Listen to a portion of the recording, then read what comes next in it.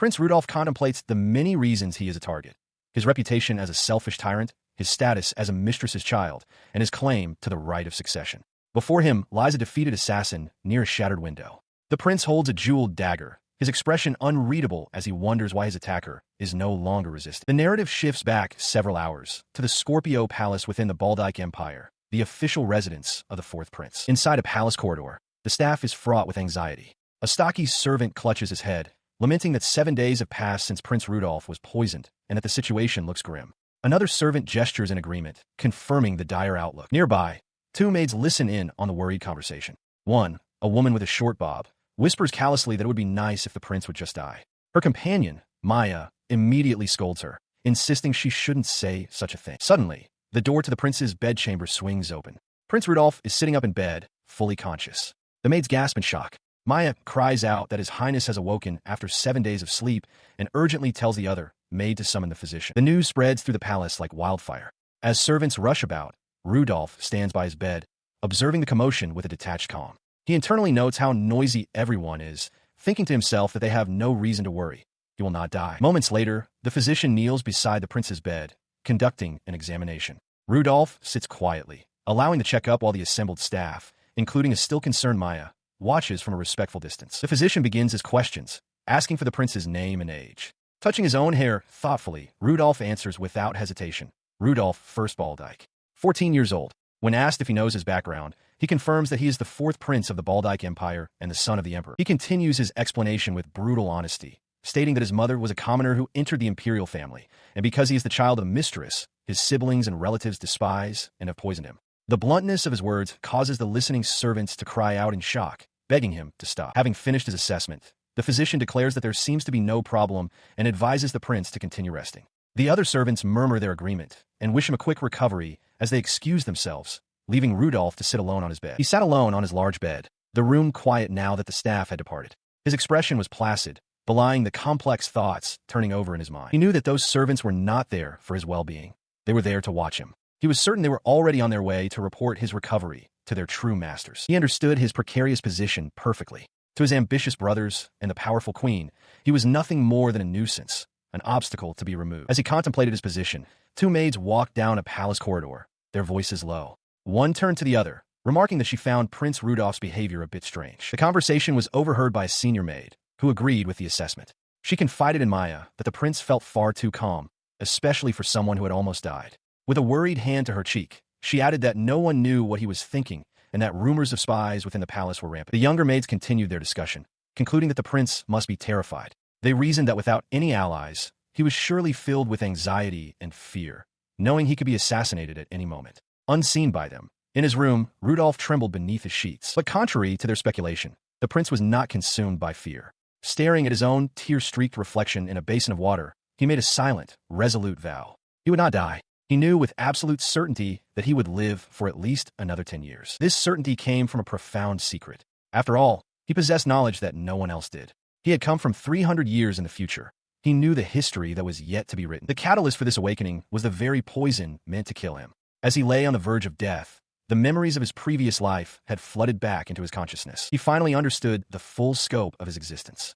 After dying as an average villager in another time, his soul had traveled back through time and space, and he had been reincarnated into the body of Rudolph First Baldyke. He reflects on his past self, recalling with shame that he was once a hopeless, tyrannical prince. His memories show him throwing tantrums over petty things like carrots, making a fuss, cursing, and demanding unreasonable, cruel acts from his servants. Sitting alone, he is thoroughly disgusted by his former stupidity. He concludes that the person he was before his memories returned was the worst kind of human imaginable. The weight of this realization settles upon him as he sits in the darkened room, contemplating how he should live his life from this point forward. Unseen by him, a cloaked figure lurks just outside his window. Suddenly, the window shatters as the assassin bursts through. Rudolph's eyes widen in shock, but a thought crystallizes in his mind. His knowledge of the future will guide him. The attacker swiftly pins him to the floor, dagger raised for killing blow. The assassin presses the blade against Rudolph's throat, questioning why the prince isn't resisting or showing any fear. Deciding it doesn't matter, the hooded figure dismisses the boy's strange calm and prepares to end his life. Before the dagger can fall, an arrow slices through the air and embeds itself deep in the assassin's shoulder. He cries out in agony, his weapon falling from his grasp. In the doorway, palace guards have arrived, alerted to the danger. The wounded assailant curses his misfortune. Realizing the attempt has failed, He flees back through the shattered window. A guard orders a pursuit, but is overruled by another who insists their priority is the prince's safety. In the immediate aftermath, Mrs. Tapple rushes to his side, asking if he is okay. Still seated on the floor, Rudolph calmly dismisses her concern, telling her and the other maid to leave after cleaning the glass, as he needs time to think. Some time later, the prince lies alone in his large bed, hands clasped behind his head as he stares thoughtfully at the ceiling. A gentle, relieved smile spreads across his face. With the immediate danger passed exactly as he must have anticipated, he allows himself a quiet moment of triumph, thinking to himself, "I'm safe." He sat on his bed, the lingering fear of the attack still palpable. Even though he knew he wouldn't die, the reality of someone trying to kill him was terrifying. This harrowing experience, however, served as undeniable proof the book was genuine. His conviction came from the book itself, the Wilhelm War Record. In his previous life, it had been his favorite, an epic poem praising the hero Wilhelm. But it was more than that. It was a history book based on facts from 300 years ago, which also detailed the recent poison and assassination attempts against him. He shuddered at the memory, knowing that even with foreknowledge, he never wanted to experience such an event again. Looking at the wreckage of his room, he recalled the certainty he felt during the attack. Because the book had foretold it, he knew he would not die there. But the war record also chronicled a darker fate. It stated that after repeated assassination attempts, Rudolph's suspicion would fester, leading him to murder all of his rivals. His life would end in about 10 years, when he would be killed at the age of 25. He would go down in history as the cruel Emperor Rudolph, a tyrant of unprecedented cruelty. He covered his face, realizing with horror that his personality would likely break under the strain of constant fear and suspicion, twisting him into the monster the book described. In that future, he would be unloved and unneeded by anyone. He would curse everything and ultimately die alone in suffering. He rejected that outcome with every fiber of his being. To hell with that, he declared to the empty room. He would live. He would fight against his fate and survive. Possessing the memories of the future gave him the power to change history, and he was determined to do so. With his resolve solidified, he moved to his bedside table, opened a drawer, and retrieved a small, ornate chest. He opened the chest, revealing a single coin resting inside. He held it in his palm, thinking of the day he would give it to a certain girl. This was his first step to changing history. He would discern who his enemies were and eliminate them. He would resolve all the problems festering within the palace. His first move required information. He needed a ledger. To that end, he summoned his head maid, Mrs. Tapple, and her subordinate, Maya.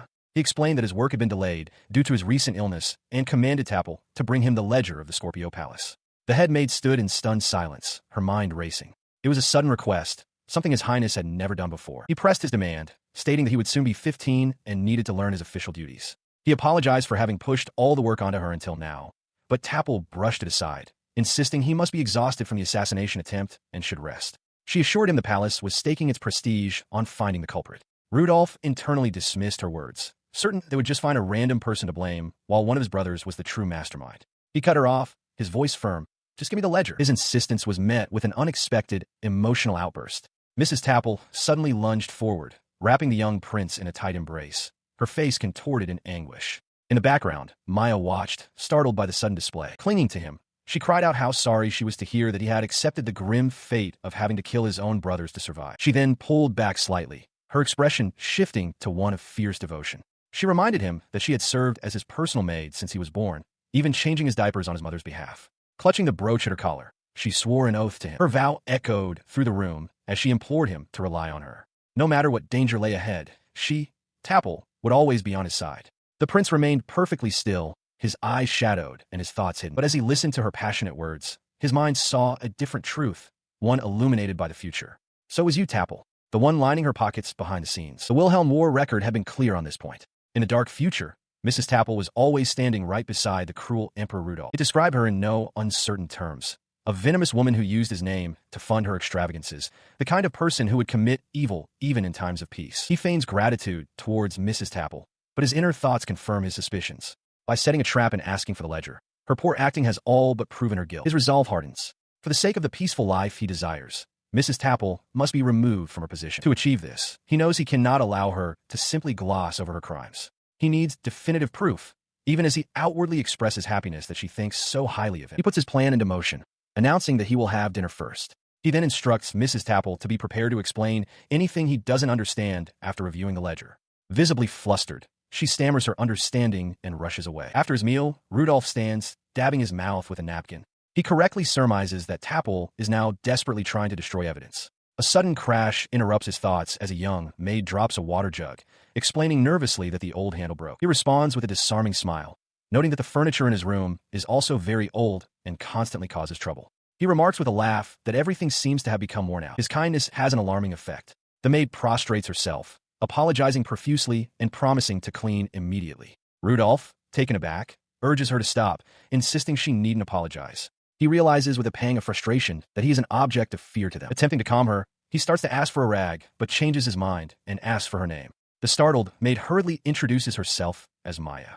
Rudolph repeats her name with a gentle smile. Having given his targets enough time, Rudolph makes his move. Down a long palace corridor, Mrs. Tapple frantically directs her subordinates to make sure the ledger is fixed before the prince returns from his post-meal walk. Just then, Rudolph appears before them, declaring they are late and demanding to know how long they intended to make him wait. He corners them in the records room. As Tapple stammers, one of her accomplices explains they were checking the ledger for flaws. Without hesitation, Rudolph reaches out, stating that in that case, he will take it now, and plucks the book from their hands. He flips through the ledger, his eyes scanning the neat columns of figures. Internally, he can see that they did a fine job altering the book, managing to balance the flow of money perfectly. At first glance, he can see nothing out of place. Mrs. Tapple, watching him, asserts that she is, of course, managing everything properly. As she speaks, Rudolph overhears his other servants whispering frantically behind her. He turns his attention back to the book and, with a slight smirk, prepares to ask them a question. His finger lands on a specific line item. With a sharp tone, he points out the large expense listed for furnishing and demands to know why. The question hangs in the air, stunning the butler and wiping the composure from Mrs. Tapple's face. After all, he reminds them, this is a palace. Regaining her composure, Mrs. Tapple gestures expansively to the room. She reminds the young prince that the emperor himself bestowed this Scorpio palace upon him for his management. With her authority seemingly restored, she turns the interrogation back on him, asking what he believes is the most important part of that responsibility. With her index finger raised for emphasis, Headmaid Tapple makes a stern declaration. The issue at hand, she insists, is one of dignity. Prince Rudolph questions the meaning of her statement. Tapple explains that any furniture which undermines the dignity of the imperial family must be replaced. The prince presses further, asking if they always replace old furnishings with new ones. The elderly butler and another maid interject, explaining that there are far too many items needing replacement and the budget is never sufficient. Taking in their words, the prince glances around the vast storeroom. He is taken aback by the sheer volume of old, worn furniture crammed into the space. Tapple continues her lament with a pained expression, clarifying that the problem extends far beyond this single room. The entire palace, from its hallways to its fixtures, is filled with old furnishings. She claims that even in her own quarters, no trace of dignity can be found. In response, Rudolph calmly presents a ledger. He poses a question to the staff, noting something strange. While this ledger appears identical to one he saw earlier, this one still has half of its budget remaining. He then turns directly to one of the kneeling male servants, thrusting the book forward. With piercing eyes, the prince makes his accusation clear. The ledger the servant has been using is a fake. The accusation hangs in the air, causing Tapple to whirl around. Her voice sharp with alarm, she demands to know who gave Rudolph that ledger. From the doorway, Rudolph announces that it was he who brought it. He reveals that Maya was the one who found the ledger for him. As the others react in shock, the accused servant leaps to his feet, shouting that it's impossible, that Maya's ledger is the fake one, and his is genuine. Stepping forward, Maya proudly displays the document. As proof of its authenticity, she points to the official seal of Scorpio Palace stamped upon its page. She explains that it is a seal indicating an official document, one that only she possesses and which cannot be forged. With the irrefutable proof presented, the room falls silent. The final judgment rests on Tapple's face, which twists into a silent snarl of sweat-soaked fury and utter defeat. She understands that it's over. With the conspiracy laid bare, Prince Rudolph gives a sharp, decisive order. At his command, palace guards surge forward to seize the culprits. They move swiftly, taking Headmaid Tapple and her accomplices into custody. The elderly butler, however, falls to his knees, pleading for the prince to wait. His desperation turns to fury as he points a trembling finger at the other maid, accusing her of being a traitor who blackmailed him into participating. The accused maid, in turn, directs her rage at Tapple. She shrieks, questioning Tapple's lack of compassion after 15 years of loyal service. Consumed by betrayal, she curses the headmaid, screaming that she won't die a good death. Throughout the bitter accusations, the prince remains silent, his expression cool and observant as he listens to the conspirators tear each other apart. Her outburst ends as a guard seizes her from behind. She struggles futilely, her hand reaching out as she gasps for them to release her. Forced to her knees before the prince, her defiance shatters. She desperately reaches for him, confessing that she knows who poisoned him and who sent the assassin, pleading for his mercy in exchange for the information. The entire room watches in stunned silence as both she and the butler prostrate themselves on the floor, their voices united in a desperate plea for mercy. From his position of power, Rudolph looks down upon them, his face an unreadable mask. His gaze then snaps to head maid Tapple, his eyes wide with a terrifying intensity. He repeats the maid's confession, that she knew who sent the assassin, and then asks Tapple how she could possibly know. With chilling certainty, he reveals the truth he knows from a future that was. It was Tapple herself. He lays her entire plot bare for all to hear. The poison, the carefully orchestrated assassination attempts, they were all a deliberate strategy to foster paranoia, to sever his trust in everyone else until she was the only one he relied upon. As the full weight of the accusation lands, Tapple lets out a wordless shriek of denial, the forged ledger slipping from her grasp and scattering across the floor. He addresses the remaining servants, who flinch at his authoritative tone.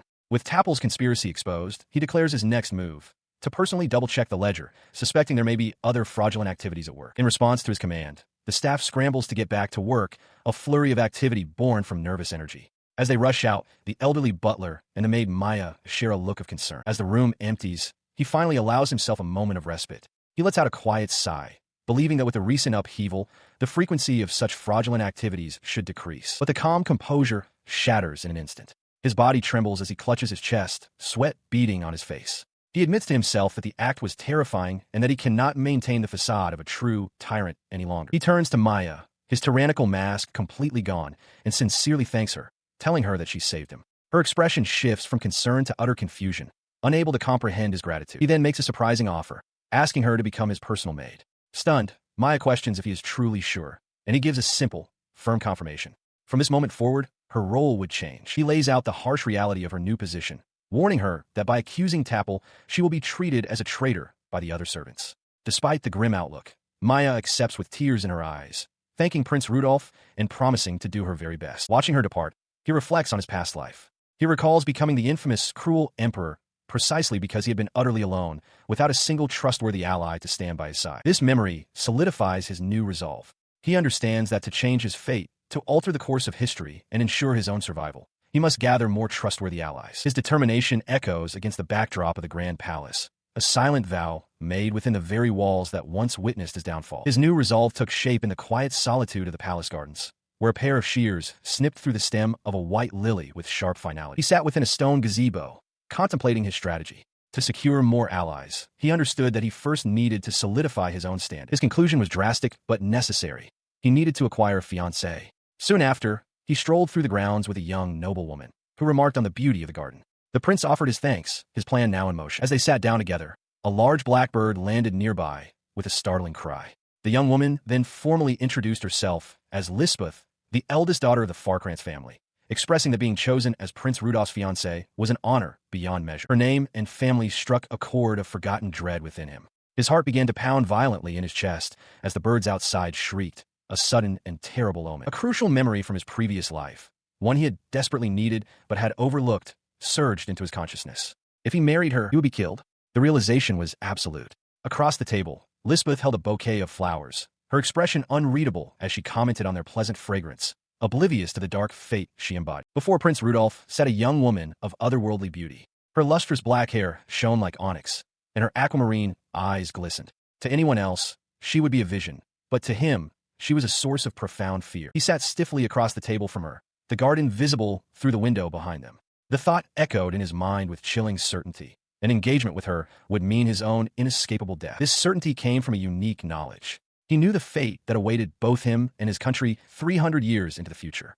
This foresight was gleaned from his favorite book, an epic poem praising the hero Wilhelm. Within that epic, it was written that he, Rudolph, would later reign as the Dread Emperor, only to be killed at a young age. The poem also spoke of another, the Frostvale maiden, Lisbeth Farkrantz. It told the tale of how she and Wilhelm were deeply in love, a romance that sparked when he received a special brooch from her. After an intense affair, they vowed eternal love for one another. However, someone came along and tore their relationship apart. The one responsible for separating the fated lovers was none other than Rudolph himself, in his future incarnation. In the end, their love was shattered.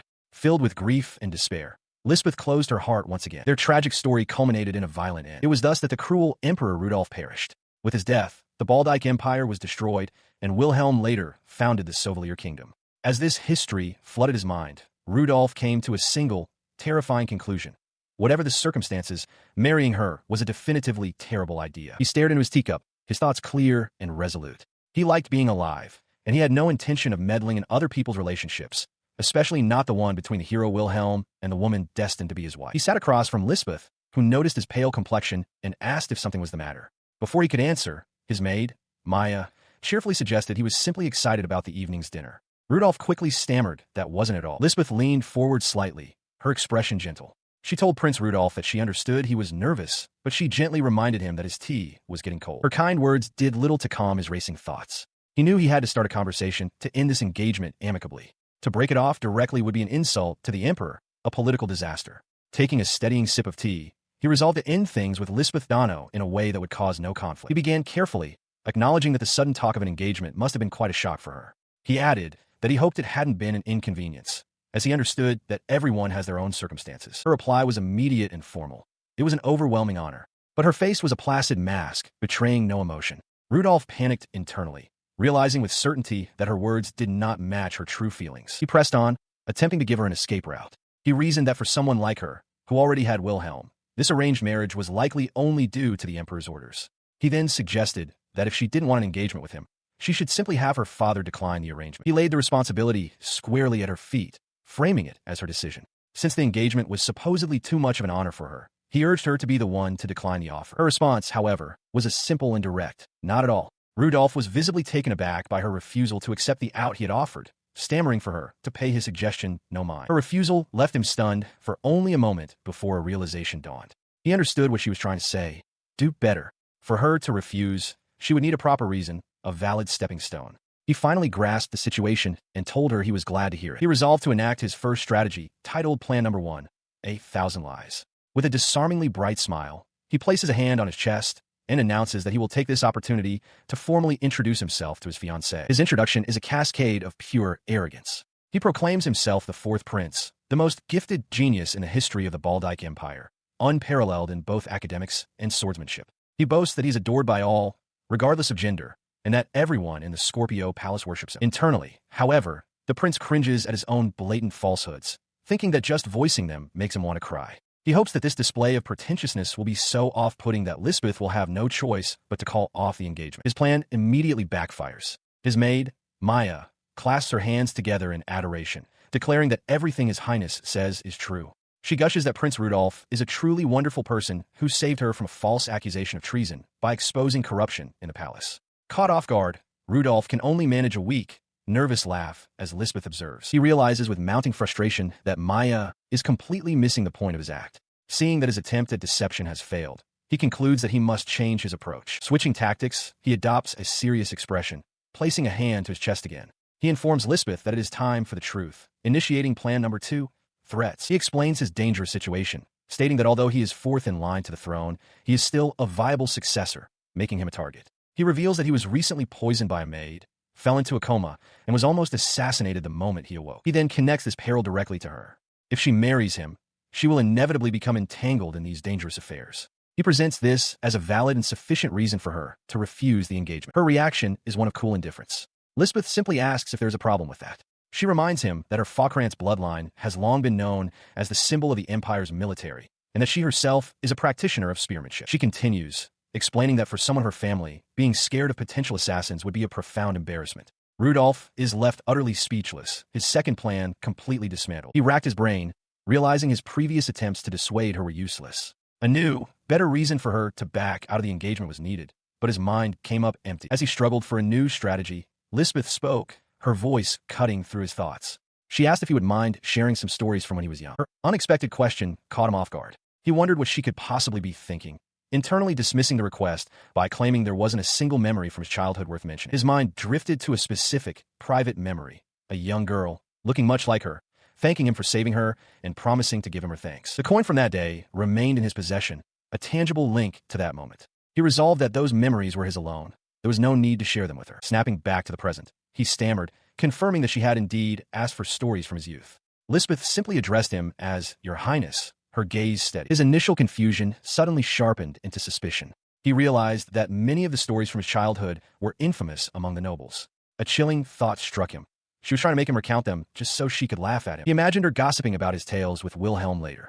Despite the potential humiliation, a sense of defiance settled over him. If that was her game, he decided he didn't mind playing. With a newfound resolve, he rose from his seat with a sharp rap of his shoe. He declared that he would dance to her tune, inviting her to enjoy the tale he was about to tell. The room seemed to transform around him into a grand stage.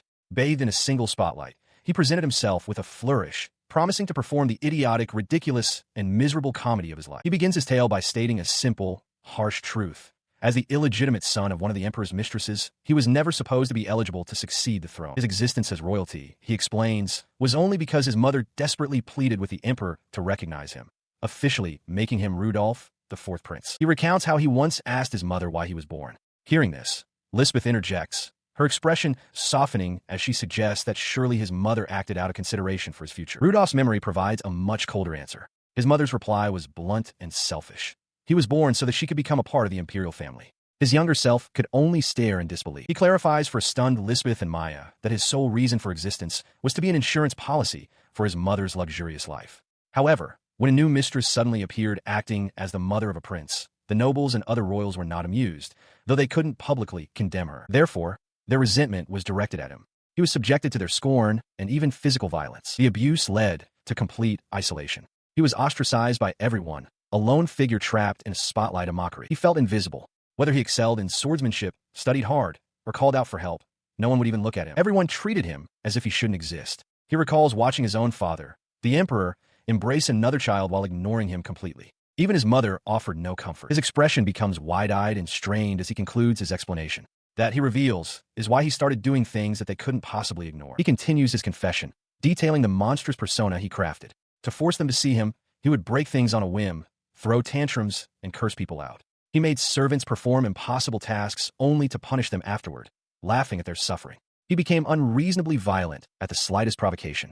Thus, the Tyrant Prince was born. And through it all, as the court looked on in horror and disgust, he was happy. He was happy because, as long as he acted that way, like a puppet dancing on a stage, everyone would finally look at him. Bringing his story to a close, he turns his head toward Lisbeth and asks with a cynical air, "What do you think?" Pretty funny, right? Before Lisbeth can respond, Maya cries out that it's too cruel. She can't believe His Highness was treated so horribly and questions why he felt the need to be so honest just to make them hate him. He observes her outburst, realizing that since Maya only recently became a maid, she didn't know the full story. Now, hearing the truth, she pities him. Maya's concern grows as she voices her thoughts aloud, worrying that there is no way the frost-veiled maiden would ever accept an engagement to such a pitiful man. But Lisbeth's reaction is not one of disgust or rejection. Instead, tears well up in her large eyes and begin to stream down her face. Her silent weeping catches Rudolph completely off guard. He turns to face her, his own eyes wide with shock and utter confusion. Startled into action, he quickly apologizes for rambling on for so long.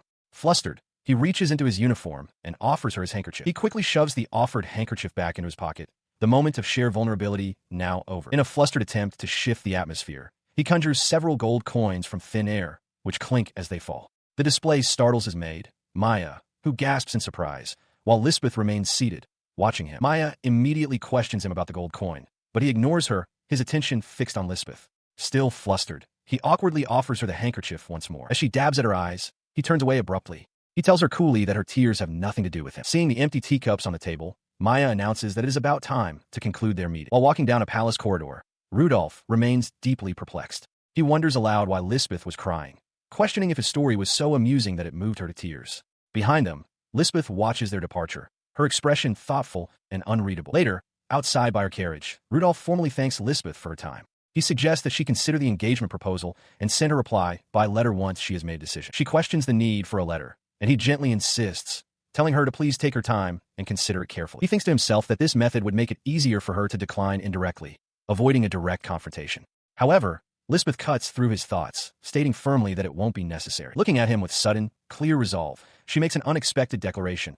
"I will accept the engagement." Her unexpected acceptance sends a jolt of pure shock through Prince Rudolph. His eyes widen in disbelief, his mind completely short-circuited by the turn of events. He turns towards Lisbeth, his voice cracking as he demands to know why she would agree. Beside him, Maya clasps her hands together, her face beaming with unrestrained joy at the outcome, while Lisbeth prepares to give her formal reply. She bows her head slightly, humbly acknowledging her own inexperience, but formally requesting his understanding and support in their new arrangement. Her words only serve to overwhelm Rudolph further, who stumbles back, wobbling on his feet as Maya celebrates his supposed success. His mind races with panic. He clutches his head, a cold sweat breaking out as a terrifying thought solidifies. At this rate, he is seriously going to get killed. He cannot comprehend how events could have spiraled so completely out of his control. In a quiet moment away from the prince's distress, the truth is revealed. Lisbeth looks at Maya with a sharp, knowing gaze, commending her on a job well done. Maya, her cheerful demeanor replaced by a serious one, accepts her next order from Lisbeth-sama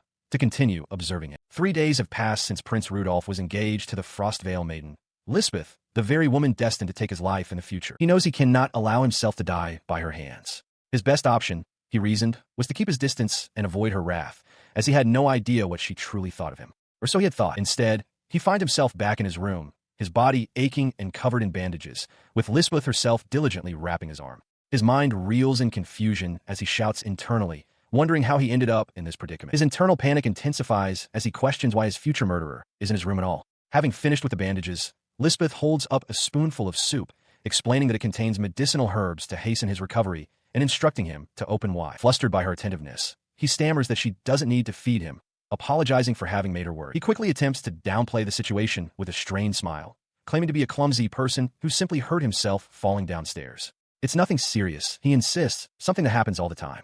Lisbeth listens, her expression unreadable. At that moment, the door swings open and Maya enters with a tea service. She greets Prince Rudolph cheerfully, noting that he had a meeting with the Emperor that day, and asking if he happened to trip on the palace stairs. As she places the tray on a nearby table, her innocent question hangs in the air, echoing the very excuse Rudolph had just given. He averts his gaze, unable to respond. Lisbeth's demeanor shifts, her eyes narrowing.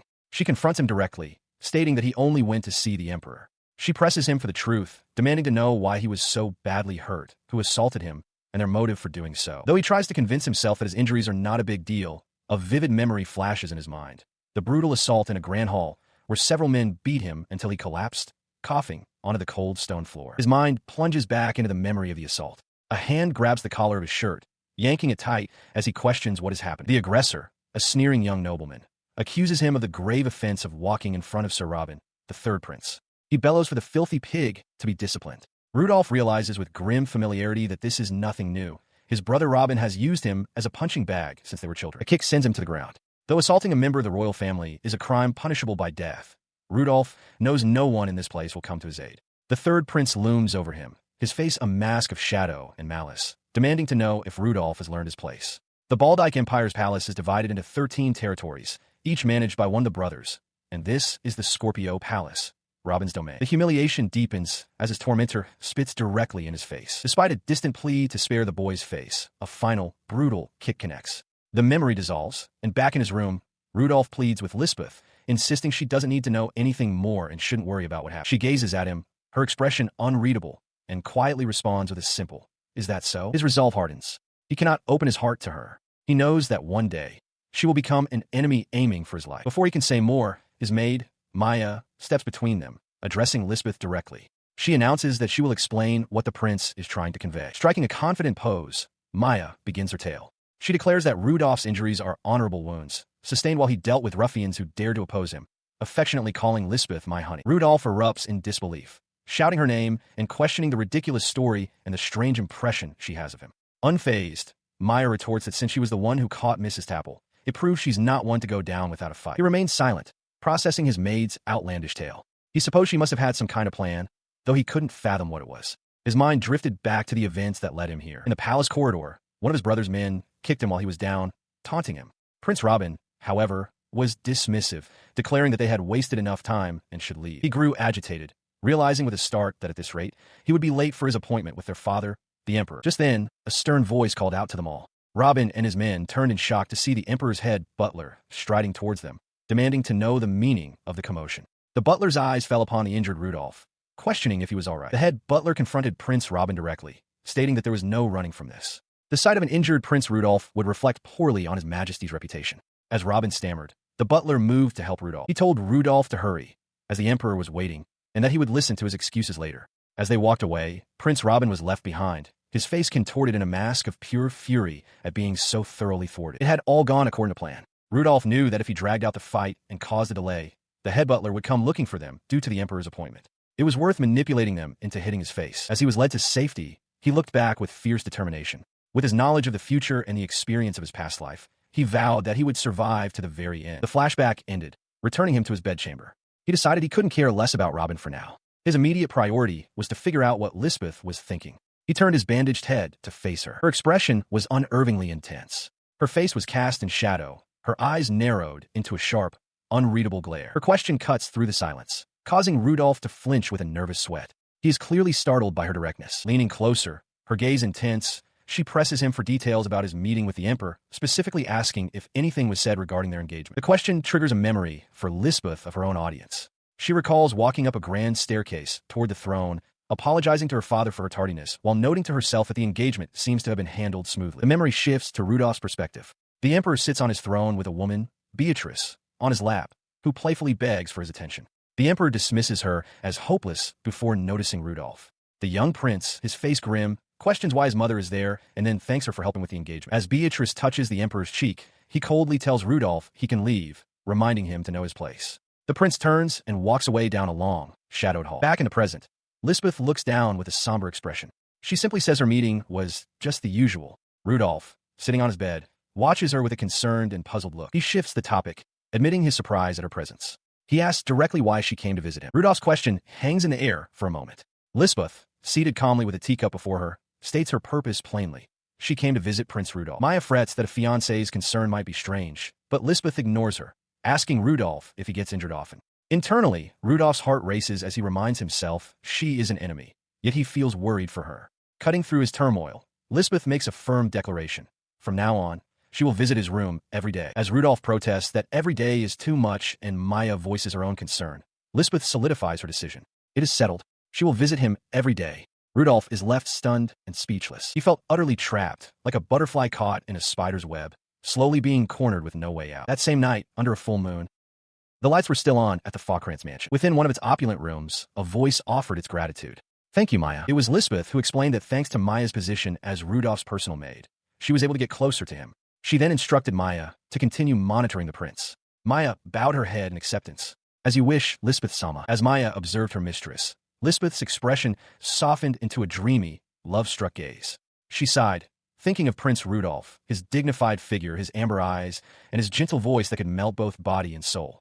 Maya tried to snap her out of it, noting that her feelings were showing all over her face. She then teased her, asking why, if she loved him so much, she didn't act warmer towards him. Maya suggested the prince was likely confused by her behavior. Lisbeth, flustered, questioned if she had really been that unfriendly, recalling that she had maintained a poker face the entire time. Maya confirmed that her expressions and words had been ice-cold and off-putting, both during her recent visit and the time before. Lisbeth could hardly believe it. Overwhelmed, she burst out in frustration, shouting that it wasn't as if she could do anything about it. She confessed that she has had a crush on him forever. She elaborated, admitting that every time she tries to talk to him, she gets so nervous that her mind goes blank and her face tenses up. Maya looked on, surprised that the confident-seeming Lisbeth was actually so shy at heart, and found it unbelievable that she had decided to visit the palace every day in such a state. Her maid, Maya, offers praise for mustering the courage to confess, but her tone is laced with worry about what might happen next. Lisbeth, however, dismisses the need for courage.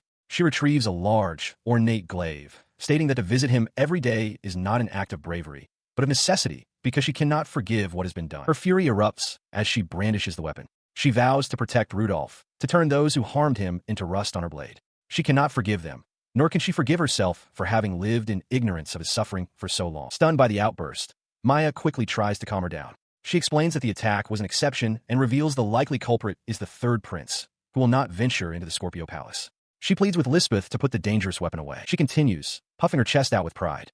Maya boasts that since the incident with Mrs. Tappel, no one dares disrespect Prince Rudolph. As his personal maid, she proudly declares that she has eliminated such threats. This smug display earns her a sharp pinch on the cheek from an annoyed Lisbeth, who demands to know why she is showing off. Undeterred, Maya clarifies the true purpose of the daily visits. With a mischievous grin, she explains it's not about guarding him, but about having a date with him every day. The suggestion leaves Lisbeth utterly flustered. The idea shatters her composure. Lisbeth collapses, wailing that she can't possibly do it. Maya firmly pulls her up, insisting that she can and must speak with the prince as soon as possible. Maya's encouragement seems to work. Lisbeth stands, albeit shakily, and quietly agrees, mentioning that a significant event is coming up in 1 week. She reveals the event is her own birthday party, where she intends to dance with Prince Rudolph. The thought makes her blush furiously, feeling as though she might faint from the combined happiness and nervousness. She steels herself, resolving to be ready, as Maya looks on. She playfully pins Maya to the ground, laughing as she gets payback for the earlier teasing. Maya protests in mock agony, reminding her that she is, for all intents and purposes, her master. Meanwhile, in his own chambers, Prince Rudolph lies awake, his thoughts consumed by that same young woman. He wonders if she could truly be the same Frostvale maiden from the Epic of Wilhelm. He considers her demeanor. Something feels off. While she certainly has an icy quality, he senses her visit wasn't merely a matter of obligation. The prince shifts in his bed, wrestling with a larger concern.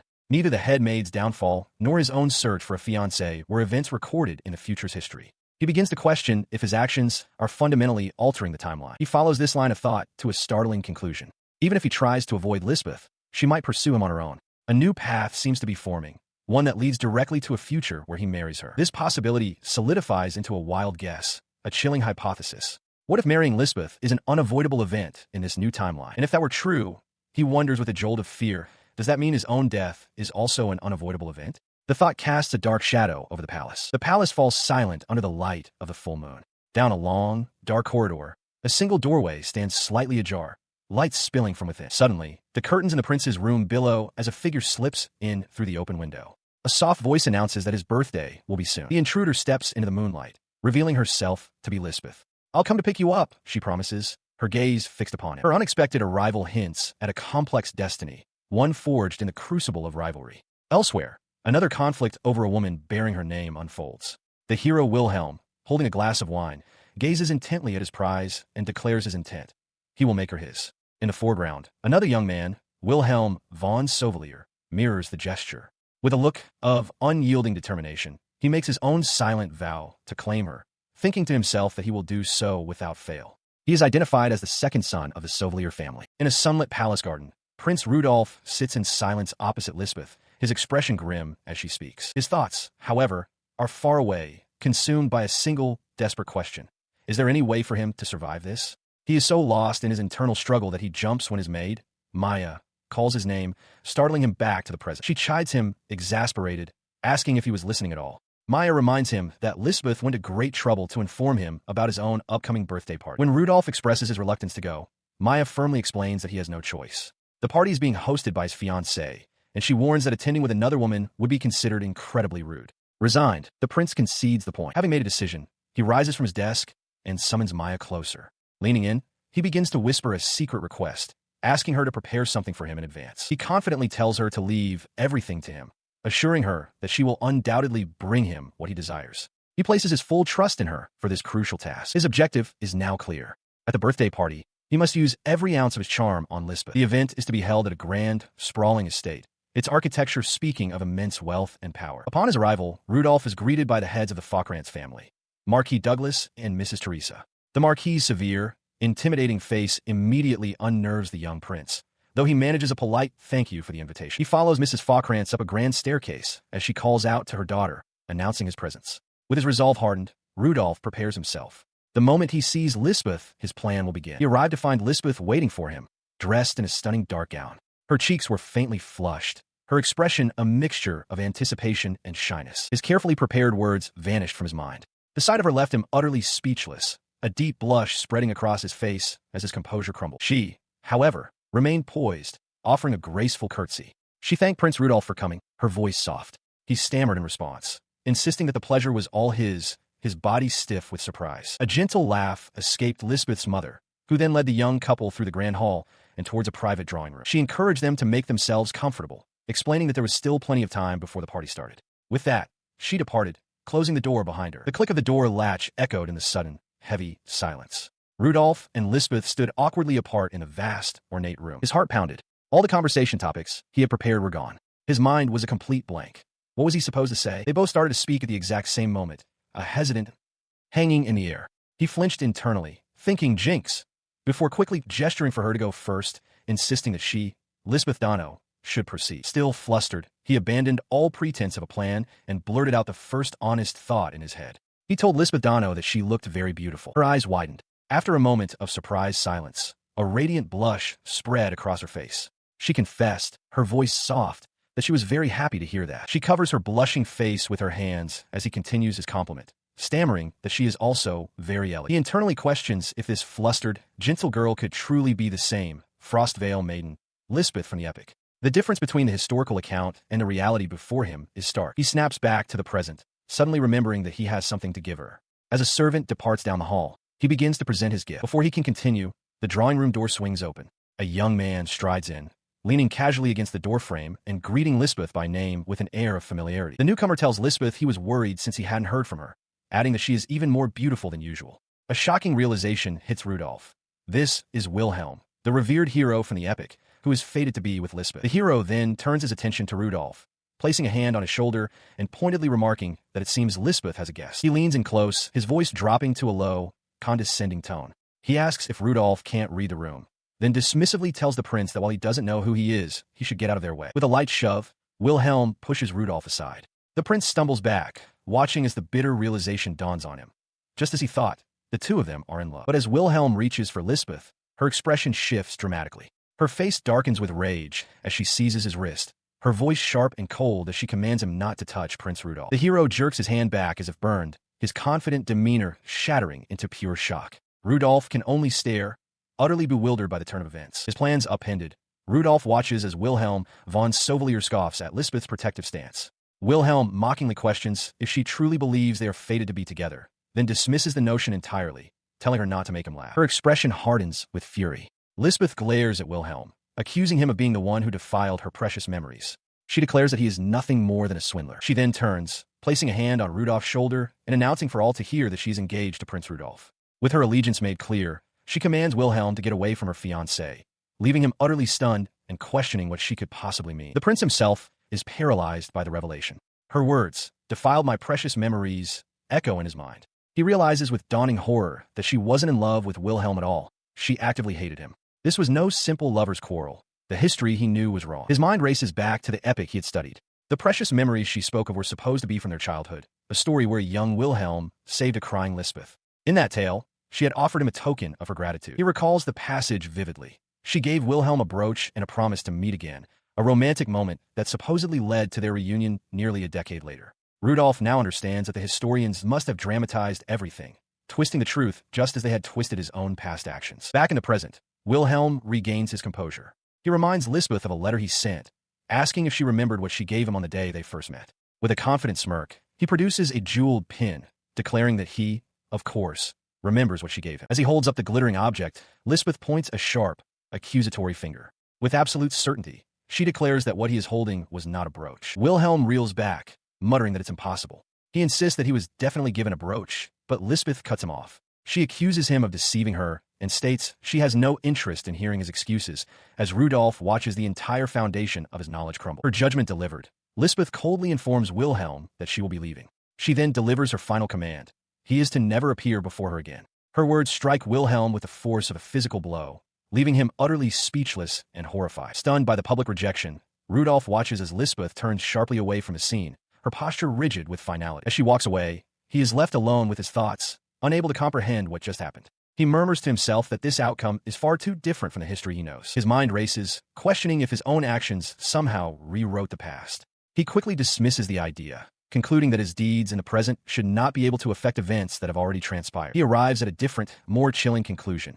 The story of the brooch was a complete fabrication. He realizes that historians must have exaggerated the relationship between Wilhelm and Lisbeth to create a more sensational epic, even inventing falsehoods about his past self's behavior. His thoughts drift to the version of events he once believed.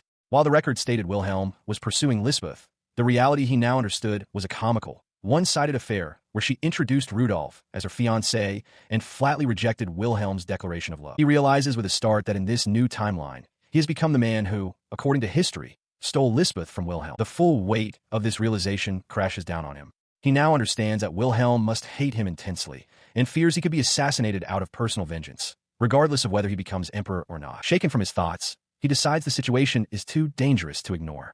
He approaches Lisbeth, asking her forgiveness for prying, but insisting he must understand the nature of her relationship with Wilhelm. She turns to face him, her expression filled with sorrow. Tears welling in her eyes, she apologizes for the trouble she has caused him before making a devastating request to end their engagement. He stares, unable to process her words. He asks if she and Wilhelm go back a long way, pressing her to confirm that she truly wants to cancel their engagement. Lisbeth remains silent, her tearful gaze unwavering. He looks at her tear-streaked face and realizes her request is not as simple as it seems. Suspecting a past lover might be involved, he implores her to tell him everything, wanting to know more about what troubles her so deeply. As the words leave his mouth, he questions his own motives, wondering why he is prying.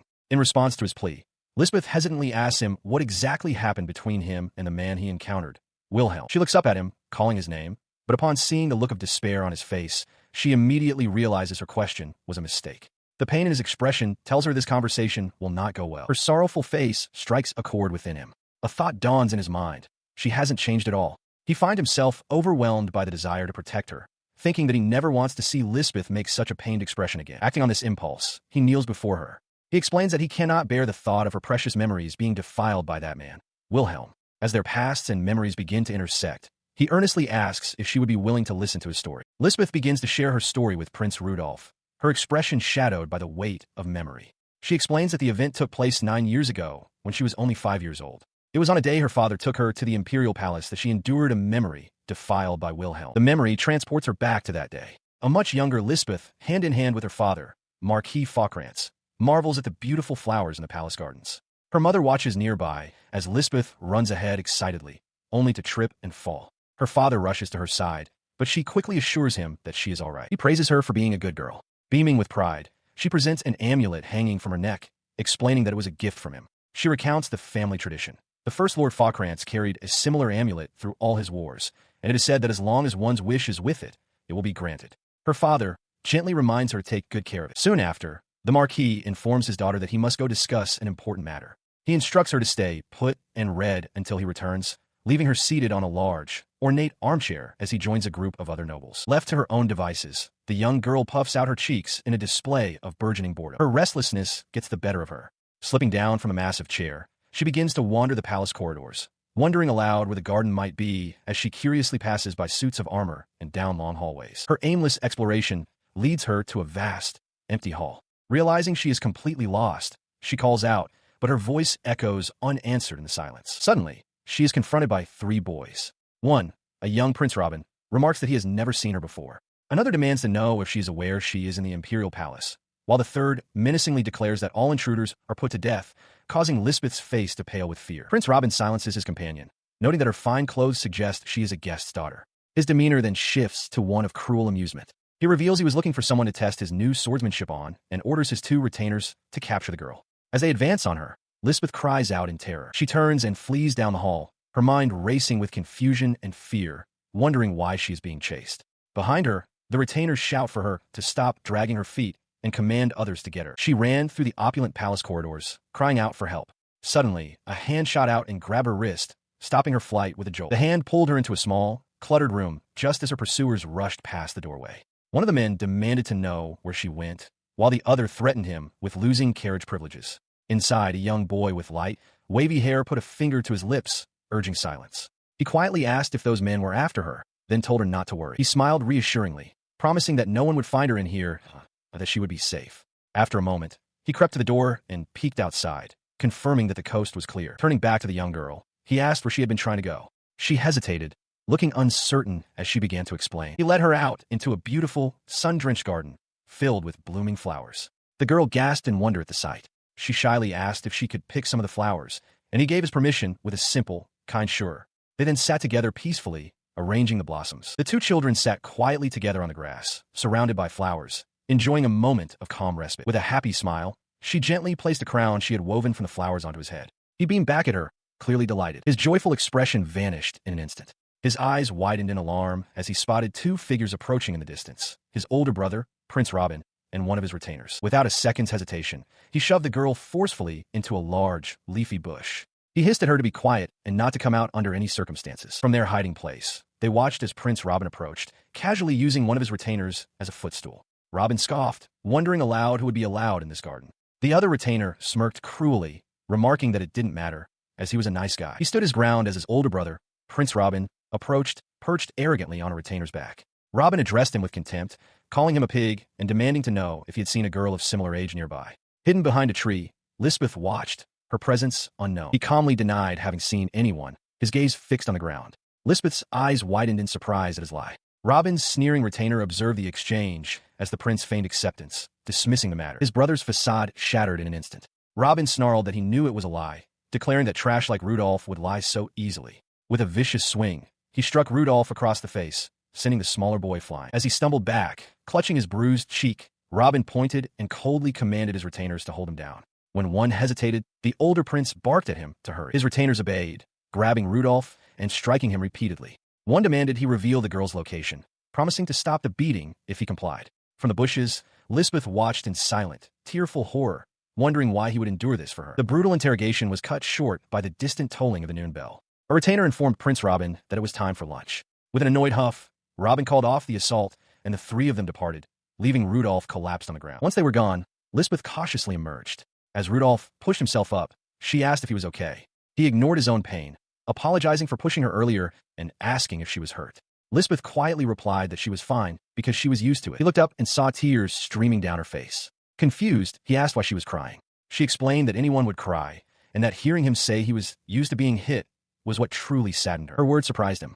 Lisbeth confessed that this was the first time anyone had ever cried for her. To thank him for saving her, she presented him with a gleaming gold coin, explaining that her father had told her it would make her wishes come true. He accepted the coin with a gentle smile, thanking her. He then revealed that one of his wishes had already been granted. When a curious Lisbeth asked what it was, he explained that his wish had simply been for someone to pay attention to him. He listens as Lisbeth, kneeling before him, finishes her story. She recounts being led from the garden, and how the boy she met ran away before she could even ask his name.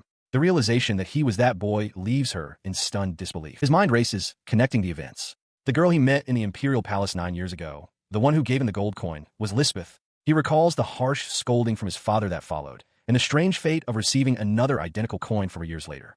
The terrible truth solidifies. 10 years from now, this same girl will become the frost-veiled maiden and kill him. The memory gives way to the present moment. Lisbeth holds up a gleaming gold coin, identical to his own, and asks if he has one too. Rudolph stares, first at the coin dangling from her fingers, then down at the one in his own palm, his expression a mask of stunned silence. His composure shatters, as Lisbeth explains that the coin helped her persevere through times of struggle, hardship, and pain. Tears begin to stream down Rudolph's face, his body trembling with the weight of her words and his own memories. Overwhelmed by emotion, he closes the distance between them, wrapping her in a tight embrace. He confesses that it was because of that coin and because of his memories of her that he was able to hold onto himself through his own trials. He thanks her for saving him and for always noticing him. Lisbeth, her own tears flowing freely, confesses she feels the same and has always wanted to express her gratitude. For a moment, they just hold each other, two souls finding solace in a shared past. The intensity of the moment proves too much. Rudolph abruptly pulls away, flustered, stammering that it's time to go. He suddenly remembers his own birthday party is underway and moves quickly towards the door, leaving a startled Lisbeth behind. Before leaving, he pauses and turns back, his expression serious. He asks her about a man named Wilhelm and her relationship to him. Lisbeth's face darkens, her eyes shadowed in shame, as she quietly calls him proof of my stupidity. The cryptic answer hangs in the air as Rudolph turns and walks alone down a long, dark corridor. Elsewhere, Wilhelm von Sauvelier clenches his fist, his mind racing. He questions why events are diverging from his expectations, insisting he should not be wrong. A fleeting image of Lisbeth marrying Rudolph flashes in his thoughts, a possibility he dismisses with a grimace, trying to reassure himself that it's fine. His conviction hardens. He declares that history will unfold as he knows it. Rudolph has no future. He will die at Lisbeth's hands. The revelation strikes Rudolph with the force of a physical blow. He is not the only one who knows the future. Lisbeth begins to tell Rudolph everything, explaining that her foolish self first met Wilhelm at a party hosted about a year ago. The memory surfaces of a younger Lisbeth standing alone in a grand hall, looking overwhelmed as a crowd of nobles desperately vies for her attention, pleading with her by name. The nobles aggressively surround her, one demanding a dance with his son, another begging for a song. Annoyed by their persistence, she curtly tells them all to get out of her face. She lets out a weary sigh, reflecting on her powerlessness at the time. As she was not yet an adult, she couldn't hire a spy or an investigator, and she was nearing the end of her rope. Her thoughts drift to the 8 long years that had passed without being able to meet the person from her memories. It was in that moment of quiet desperation, she recalls, that she finally found him. Just then, a young man with reddish hair approaches her from a balcony, holding a single white rose. With a charming smile, he announces their long-awaited meeting, calling her his destined soulmate. She eyes him with suspicion, unimpressed.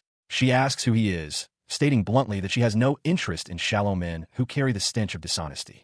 He simply laughs, remarking that her words are harsh. He then asks if she could have possibly forgotten the blissful moment they shared 8 years ago, playing together in the Imperial Garden where the white jasmine bloomed so beautifully. The question catches her completely off guard. He continues, explaining that he is the only one in his family with a different hair color, a fact that spawned many rumors over the years. To quiet the gossip, he dyed it red. When she asks about his original hair color, he confirms it was the same as when they first met. The memory of his words causes the younger Lisbeth to gasp in stunned realization. He repeats his declaration, "At last we met. My destined soulmate." Back in the present, Lisbeth confesses to Rudolph that her longing was so strong it clouded her judgment, leading her to trust him blindly. She finishes her thought, revealing to a silent Rudolph that since that day, she has been meeting with Wilhelm regularly, although it is only for tea about once a month. He clenches his teeth, unable to hide his frustration. Though he cannot articulate the reason, he admits to Lisbeth that Wilhelm makes him intensely annoyed. Her reaction is one of immediate panic. Fearing she has disappointed him, Lisbeth insists that he mustn't be mad at her, lamenting how foolish she was to ever trust a liar like Wilhelm. He quickly reassures her and urges her to continue her story. Internally, however, Rudolf is deeply unsettled. He questions how Wilhelm could possibly know the details of their first meeting. While their eye color is the same, he notes that Wilhelm's hair, gaze, and even the shape of his mouth are completely different from his own past self. As she continues, the scene shifts to her memory of that day on the balcony. Lisbeth recounts that while she initially trusted Wilhelm, a growing sense of wrongness prompted her to ask him about the specific item she had given him when they first met, questioning if he still carried it. In her memory, Wilhelm remains silent, his expression unreadable as Lisbeth awaits his answer. His response is a clever deflection. He claims it is the other way around, that the memories of her are so precious that he has kept the item safely stored away to prevent it from being damaged. Her simple reply in that moment was a quiet, uncertain, "Is that so?" The memory fades as Lisbeth's voiceover explains that since that day, she has asked him about it several more times. Each time, he dodged the question, causing her doubts to deepen steadily. The scene shifts to a later time, where Lisbeth discusses the matter with her maid, Maya. Maya asks the crucial question, is the Wilhelm she knows now truly the boy from her memories? Lisbeth confesses that after so many years, she cannot be sure, as he seems so different from the person in her story. Maya then proposes a logical course of action. If Wilhelm is an imposter, then the real boy from Lisbeth's past must still be somewhere. She suggests that infiltrating the palace where they first met could provide a lead, a point which Lisbeth thoughtfully considers. She asks Maya if she could infiltrate the palace. With a determined salute, Maya enthusiastically accepts the mission. Rudolf, however, throws his hands up in alarm, shouting for them to wait a second. He whirls towards Lisbeth, pointing in disbelief at the maid and demanding to know if Maya was her agent. Lisbeth covers her mouth, a small sound of surprise escaping her. She dismisses the idea as impossible, explaining that Maya has been her maid and bodyguard since she was little. If there were a rat nearby, Maya would have certainly sensed it. Rudolf, however, seems to realize that Maya is more capable than he had initially thought. He then poses a critical question. If Maya was the only one who knew of their connection, how did Wilhelm learn about their shared past? Lisbeth clarifies that she didn't tell anyone either. She recounts how, after Maya infiltrated the palace, she saw Rudolf staring fondly at a gold coin, which made her suspect he was the boy from her memories. This suspicion was confirmed at their engagement meeting, leading her to accept immediately. Rudolf admits he tried to hide the coin, but she saw it anyway. As for Wilhelm, Lisbeth explains that she had Maya deliver a letter to cut ties with him. The letter stated that Lisbeth would have no further meetings with him. Wilhelm receives the news with disbelief, exclaiming at the suddenness of the decision. Standing in the doorway, Maya then presents him with a question. She asks him to identify the item that Lisbeth gave to him on the day they first met. His face darkens as he recalls that day. He answers that Lisbeth gave him a brooch. Maya's smiling expression suggests she now understands the situation completely, while Lisbeth, listening to the account, looks on with grim determination. Back in the present, Lisbeth concludes her story. With that final piece of evidence, it was confirmed that the man calling himself Wilhelm had been deceiving her all along. He turns away, his mind racing. He questions why Wilhelm knows some details, but not everything. A new possibility occurs to him. What if Wilhelm was also at the palace that day and saw them playing in the garden? He theorizes that Wilhelm might have seen her give him something, but not clearly enough to identify what it was. This would explain why he always dodged the question and, at the last moment, desperately answered a brooch. While some things still bother him, this explanation makes sense for now. More importantly, he wonders why Wilhelm would do all this, suspecting the answer lies elsewhere. He considered the immense power of the Falkrantz Marquis family, a symbol of military might within the empire. For any aristocrat or royal aiming to dominate the political landscape, their strength was a coveted asset. In the original history, after the death of the previous emperor, Wilhelm had leveraged their support to destroy the empire and forge a new kingdom. Marrying Lisbeth would mean securing that very same power for himself. A chilling thought then crossed his mind. Could the false Wilhelm scheme also involve having Lisbeth assassinate him? His train of thought was broken by Lisbeth's self-deprecating laughter. She suggested he must be disappointed in a foolish woman like her, but Rudolf immediately refuted the idea. He declared that she was not at fault. The blame lay with the man who had used and trampled on their shared memories. As they walked down a grand palace hallway, he gently told her to forget about that man. After all, today was her birthday party. Their entrance into the ballroom caused an immediate stir. The assembled nobles turned in unison, their faces a mixture of shock and disbelief. Whispers immediately spread through the crowd. While the guests acknowledged Lisbeth's beauty, they questioned why she would appear with someone like him, the Tyrant Prince. As they stood together, Rudolf noted that his engagement to Lisbeth had not yet been announced. Lisbeth confirmed this, explaining that while she didn't know the reason, the decision had come directly from the emperor. Rudolf then excused himself, saying he needed to greet the other guests. He stepped away, deciding it was better not to stir up any more rumors. For now, he would simply be a fly on the wall from a distance. He watched as Lisbeth was quickly approached by several other male nobles, who began to converse with her. The men fawned over her, but Lisbeth's expression grew distant. She looked away, clearly uncomfortable with the unwanted attention. As she stood surrounded, the party continued around her. Musicians played a lively tune on the cello and violin, filling the grand hall with elegant music. Couples took to the floor, moving gracefully to the rhythm, their hands clasped as they waltzed through the night. Watching them from the side, Rudolph considered the scene. He had always been alone at such gatherings, and he realized this was the first time he had ever truly paid attention to a dance. His mind raced with anxiety.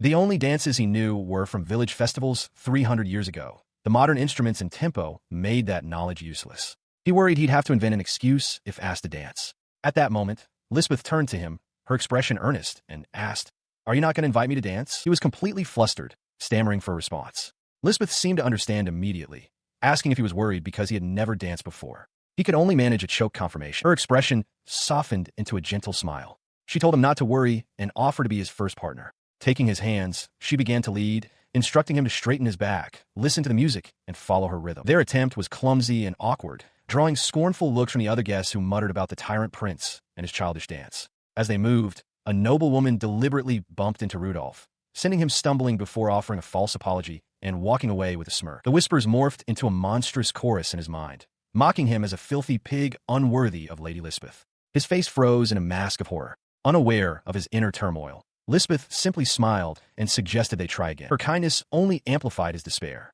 He looked at her, a silhouette of them dancing alone under a spotlight flashing through his thoughts, and wondered if he could truly be with her like this. The thought festered as he considered their stations. She, a high-class flower, and he, a palace outcast.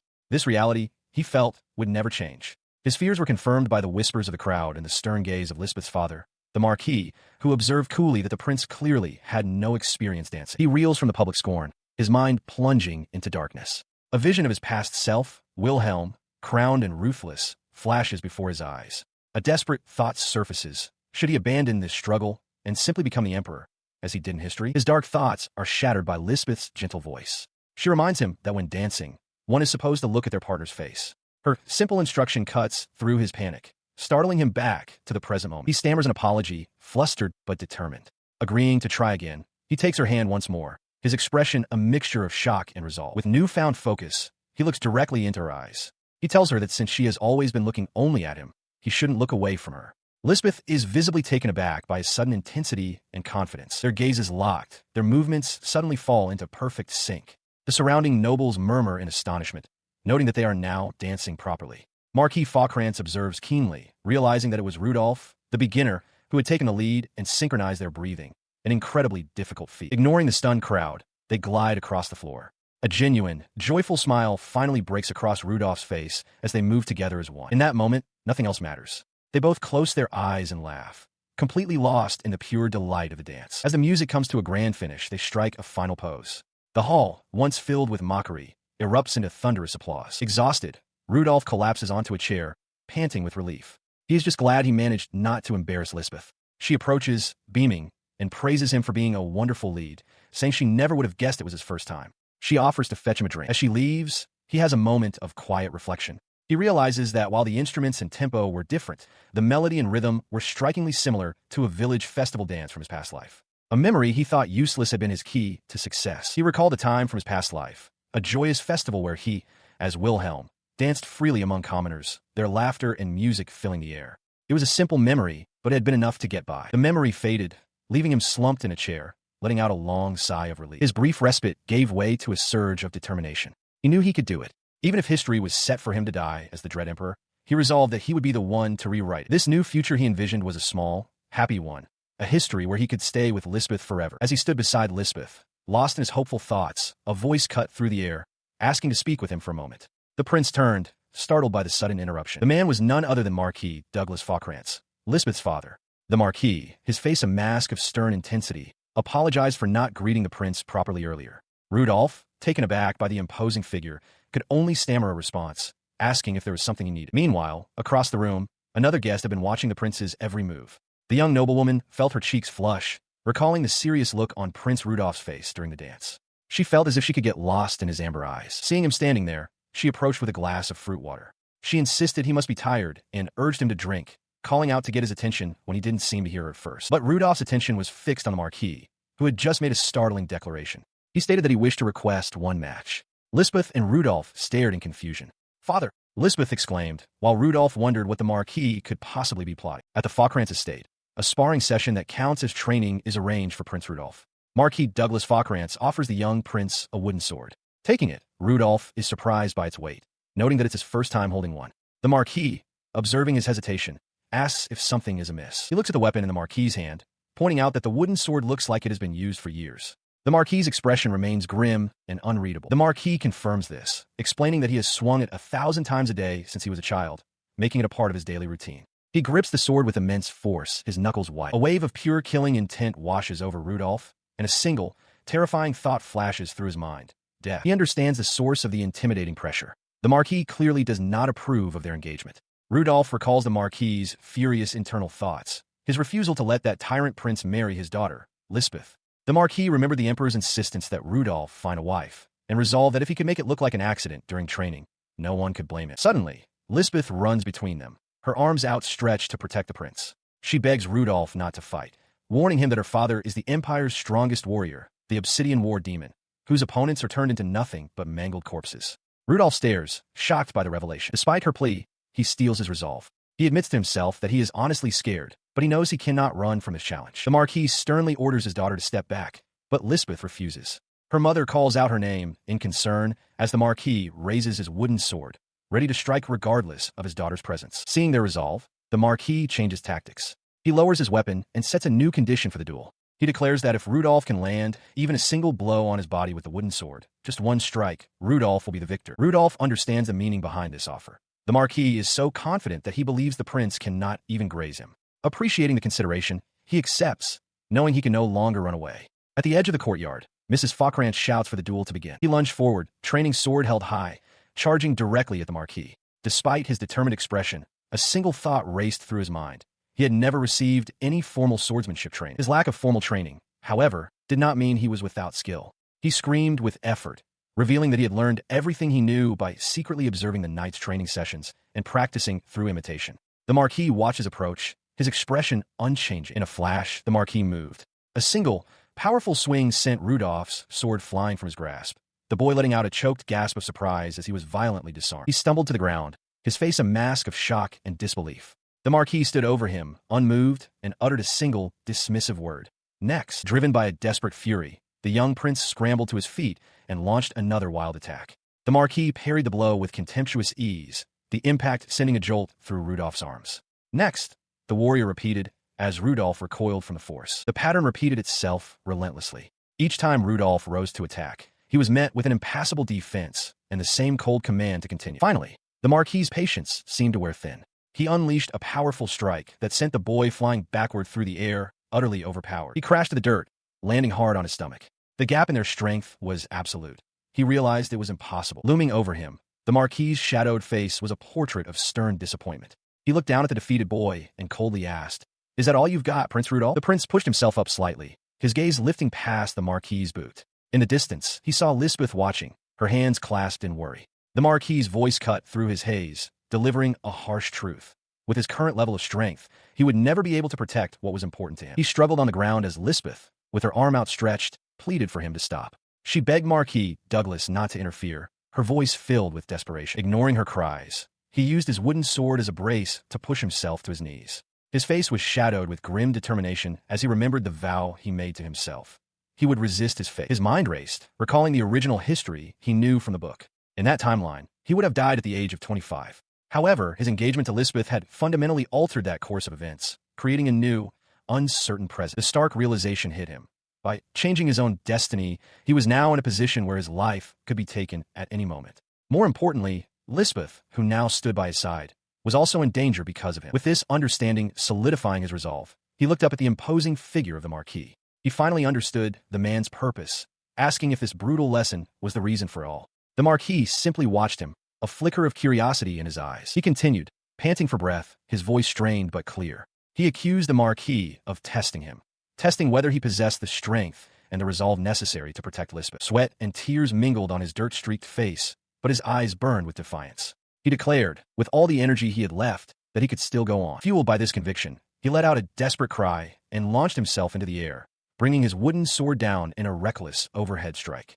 From his vantage point, the Marquis calmly assessed the attack, noting that such a telegraphed thrust from an exhausted body would be simple to avoid. But as the sword descended, the Marquis's expression shifted to one of shock. He felt an undeniable pressure, a raw killing intent flowing from the boy. It was a force he could not simply ignore, compelling him to catch the blade with his bare hand. The wooden sword shattered against his palm, splintering into pieces.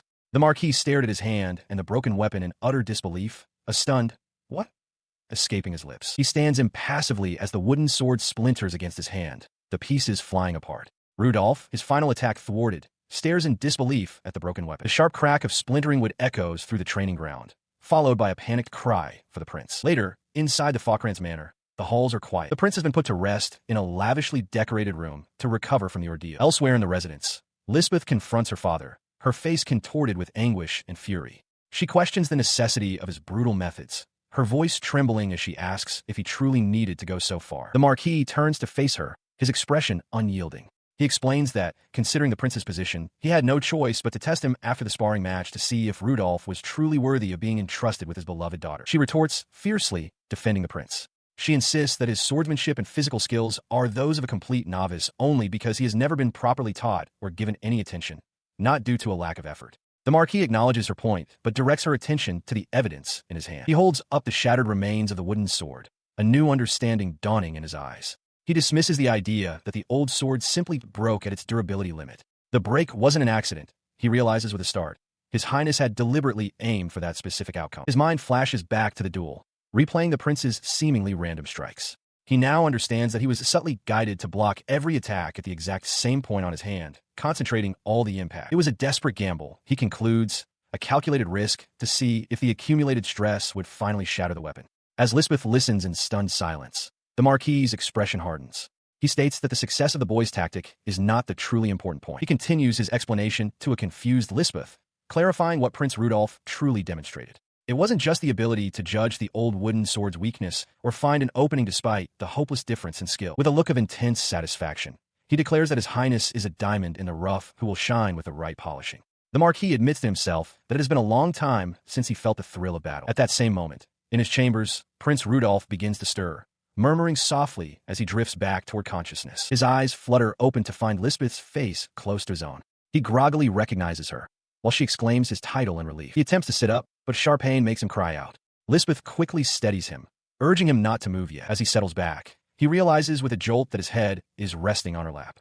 The sudden intimacy of receiving a lap pillow from his new fiancée flusters him completely, and he wonders frantically if this is normal for aristocrats of this era. She, too, is blushing deeply but seems determined, clenching a fist as she tells herself not to force the situation. The thought of her formidable father discovering them in such a position sends a wave of panic through her. After a moment of silence, he looks up at her, his own panic subsiding. He recalls the duel and asks what happened with the match, wanting to know if he managed to earn her father's approval. The answer to his question is being given in a nearby hallway. The Marquis remarks to Lisbeth that the prince's pressure and tactical sense were remarkable. He feels sorry for the boy, wondering how he's been treated in the palace, and concludes with a smirk that he can no longer just sit back and watch. He turns and walks away, declaring that this is now about his precious daughter and his new son. As he ascends the stairs, he gives Lisbeth a clear command: stay by Prince Rudolph's side. She sits by his bedside, confirming the news he had hoped for. He has won, and her father has officially acknowledged him. Lying back on his pillows, Rudolph absorbs her words, expressing his quiet gladness. Her formal report gives way to a softer, more personal tone. With a gentle blush, she looks down at him and praises his efforts, telling him he did well. Visibly flustered, he looks up at her and offers a simple, heartfelt thank you. The words hang in the air between them, leaving the pair in a moment of quiet, shared understanding in the stillness of the room. Meanwhile, elsewhere on the estate, a cry of pure frustration cuts through the night air. Under the light of the full moon, the maid Maya clenches her fists in agitation. Her outburst stems from a deep disappointment. She laments to herself that she desperately wanted to attend Lisbeth's birthday party, especially since she had been entrusted by the prince himself to procure the gift. She had longed to witness the moment he presented it. She recalls the excitement surrounding the gift, a beautiful aquamarine ring. She remembers the other maids fawning over it, exclaiming how wonderful it was and how perfect it would look on their young lady. Maya herself could barely contain her glee, feeling immense gratitude. Back in the prince's chambers, the chair beside his bed now sits empty. Rudolph lies awake, a silent apology forming in his thoughts for Maya. He knows he cannot give her what she wants, Not yet. His thoughts are interrupted by a gentle touch. Lisbeth is there, her fingers softly stroking his hair.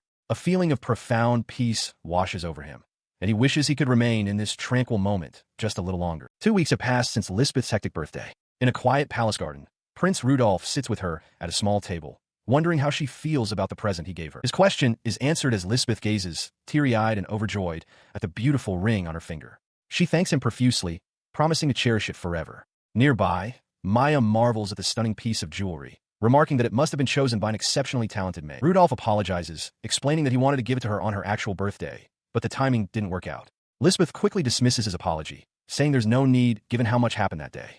Maya adds that she was surprised to see him return with his face all swollen. He tells her he is simply happy to see her again. Overcome with emotion, Maya interjects, declaring that they have no idea how much her own heart ached while they were apart, revealing her deep affection for them both. As Rudolph and Lisbeth share a quiet moment, Maya realizes she has become a third wheel, her expression turning flat. She pointedly clears her throat, startling the prince, and shifts the conversation to a more serious topic. She asks Rudolph what he is planning to do from now on. Before he can answer, Rudolph glances around the gazebo, checking their surroundings. Maya reassures him, confirming that there are no eavesdroppers around. He accepts her assessment, but a different strategy forms in his mind. He actually wants his enemies to be listening in on this. He reveals his intention to join forces with someone from the royal family. His declaration startles Lisbeth. He specifies that he plans to approach one of his 3 older brothers. The political landscape of the empire is defined by these 3 figures. The first prince, Frederick, holds unshakable power through diplomacy, finance, and the backing of the central nobility. The second prince, Oscar, son of the second queen, commands the martial nobility and wields immense influence in wartime. And the third prince, Robin, is engaged to the daughter of a powerful house that guards the western border and its vital trade routes. Prince Rudolph explained the political landscape to Lisbeth. Each of his 3 older brothers is aiming for the throne, and to achieve that, they seek the power of the Faucrance family, which commands the greatest military might in the entire empire. He reflected on his own sudden relevance. Until now, he had been powerless, but his engagement to Lisbeth had transformed him into a key figure in the succession struggle. The balance of power could now shift drastically depending on his actions. Lisbeth immediately understood the gravity of the situation, realizing that for the 3 princes, an alliance with him was the quickest path to the throne. Maya, however, voiced a different concern, asking if Rudolph planned to use this newfound leverage to elevate his own position within the imperial palace. He casually leaned back, dismissing the idea entirely. Rudolph declared that he had no interest in the throne or any position of power. His true goal, he explained, was to join forces with someone who could guarantee his safety, and to make it widely known that he held no ambitions of his own. Lisbeth's expression cleared with understanding. This was why he had been so concerned about spies earlier. Rudolph confirmed her suspicion, adding that if any spies from his brothers were to overhear their conversation, they would report back that he was not a threat, and any who were interested could then approach him. His maid, Maya, then interjected. She pointed out that since no one was currently listening in, it fell to her to ensure the message was delivered. With a confident grin, she eagerly accepted the task, boasting that spreading rumors was her specialty. Rudolph then turned his attention back to Lisbeth, apologizing for using her family's reputation in his schemes. Lisbeth brushed it aside, noting that based on his words, it truly seemed he had no interest in the throne. If that was truly the case, she asked directly, what were his plans for the future? He admitted that his initial plan, formed right after he recovered from the poisoning, had been simple. He wanted no part of the throne or royal status. He merely wished for a small territory in the countryside where he could live a quiet life. Lisbeth perceived a shift in his tone and asked if he now felt differently. He confirmed that he did. He explained that even a peaceful life in the countryside was no longer a viable option. People would either try to use his position for their own gain or seek to kill him out of fear. As he spoke, Lisbeth's eyes widened with a profound realization. His goals had changed because he now had someone he felt the need to protect. As Lisbeth processed her realization, Prince Rudolph was consumed by a singular, burning desire. He wanted power, not for ambition, but to protect those he cared for and himself, to gain the strength to stand against any threat. His quiet intensity did not go unnoticed. Maya observed him and remarked to Lisbeth that the path he had chosen was definitely not an easy one. Lisbeth, however, simply let out a soft chuckle. She looked at the prince, dismissing his earlier self-doubt as a foolish question. She explained that she could see in his eyes the same strong heart and resolve he possessed that day. With unwavering confidence, she assured him that he would definitely make it through and that everything would be all right. Elsewhere, within the grand halls of the Zodiac Palace, matters concerning the young prince's future were already being decided. In the throne room, Marquis Douglas Faucrance knelt before the emperor, expressing his gratitude for the audience. The emperor, looking down from his seat of power, dismissed the formalities and asked him to state his business. He began to explain that his visit concerned both Prince Rudolph and his own daughter, Lisbeth. The Marquis noted that since they were both 14, they would be attending the Imperial Academy together the following year. He then made his formal request.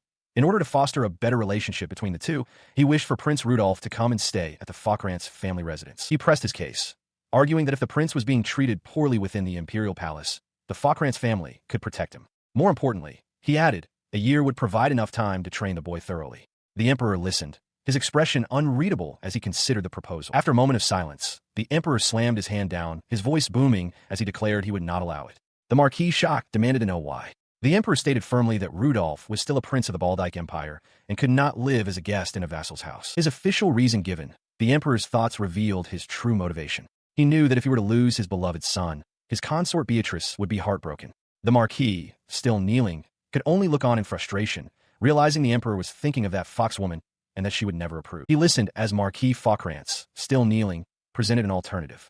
Understanding the Emperor's position, the Marquis requested that his daughter, Lisbeth, be allowed to stay by Prince Rudolph's side, and that a few of her attendants be permitted to enter the Imperial Palace. The Emperor considered this new plea. He acknowledged to himself that it pained him to send Lisbeth to the palace, but he could not sacrifice Prince Rudolph, who was set to become his son-in-law. Before he could fully concede, the Marquis spoke with renewed conviction, asserting that Lisbeth was strong and would not be intimidated.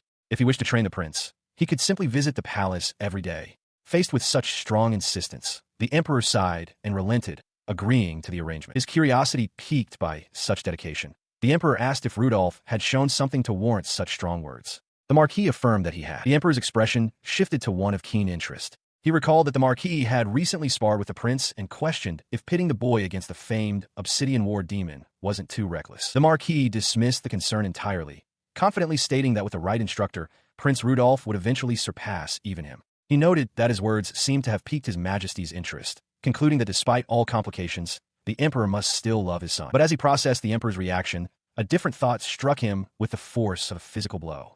He realized with a jolt that the Emperor must have known about Rudolph's talent from the very beginning. His shock deepened as he truly saw the Emperor's face. That was not the expression of a doting father proud of his son's abilities.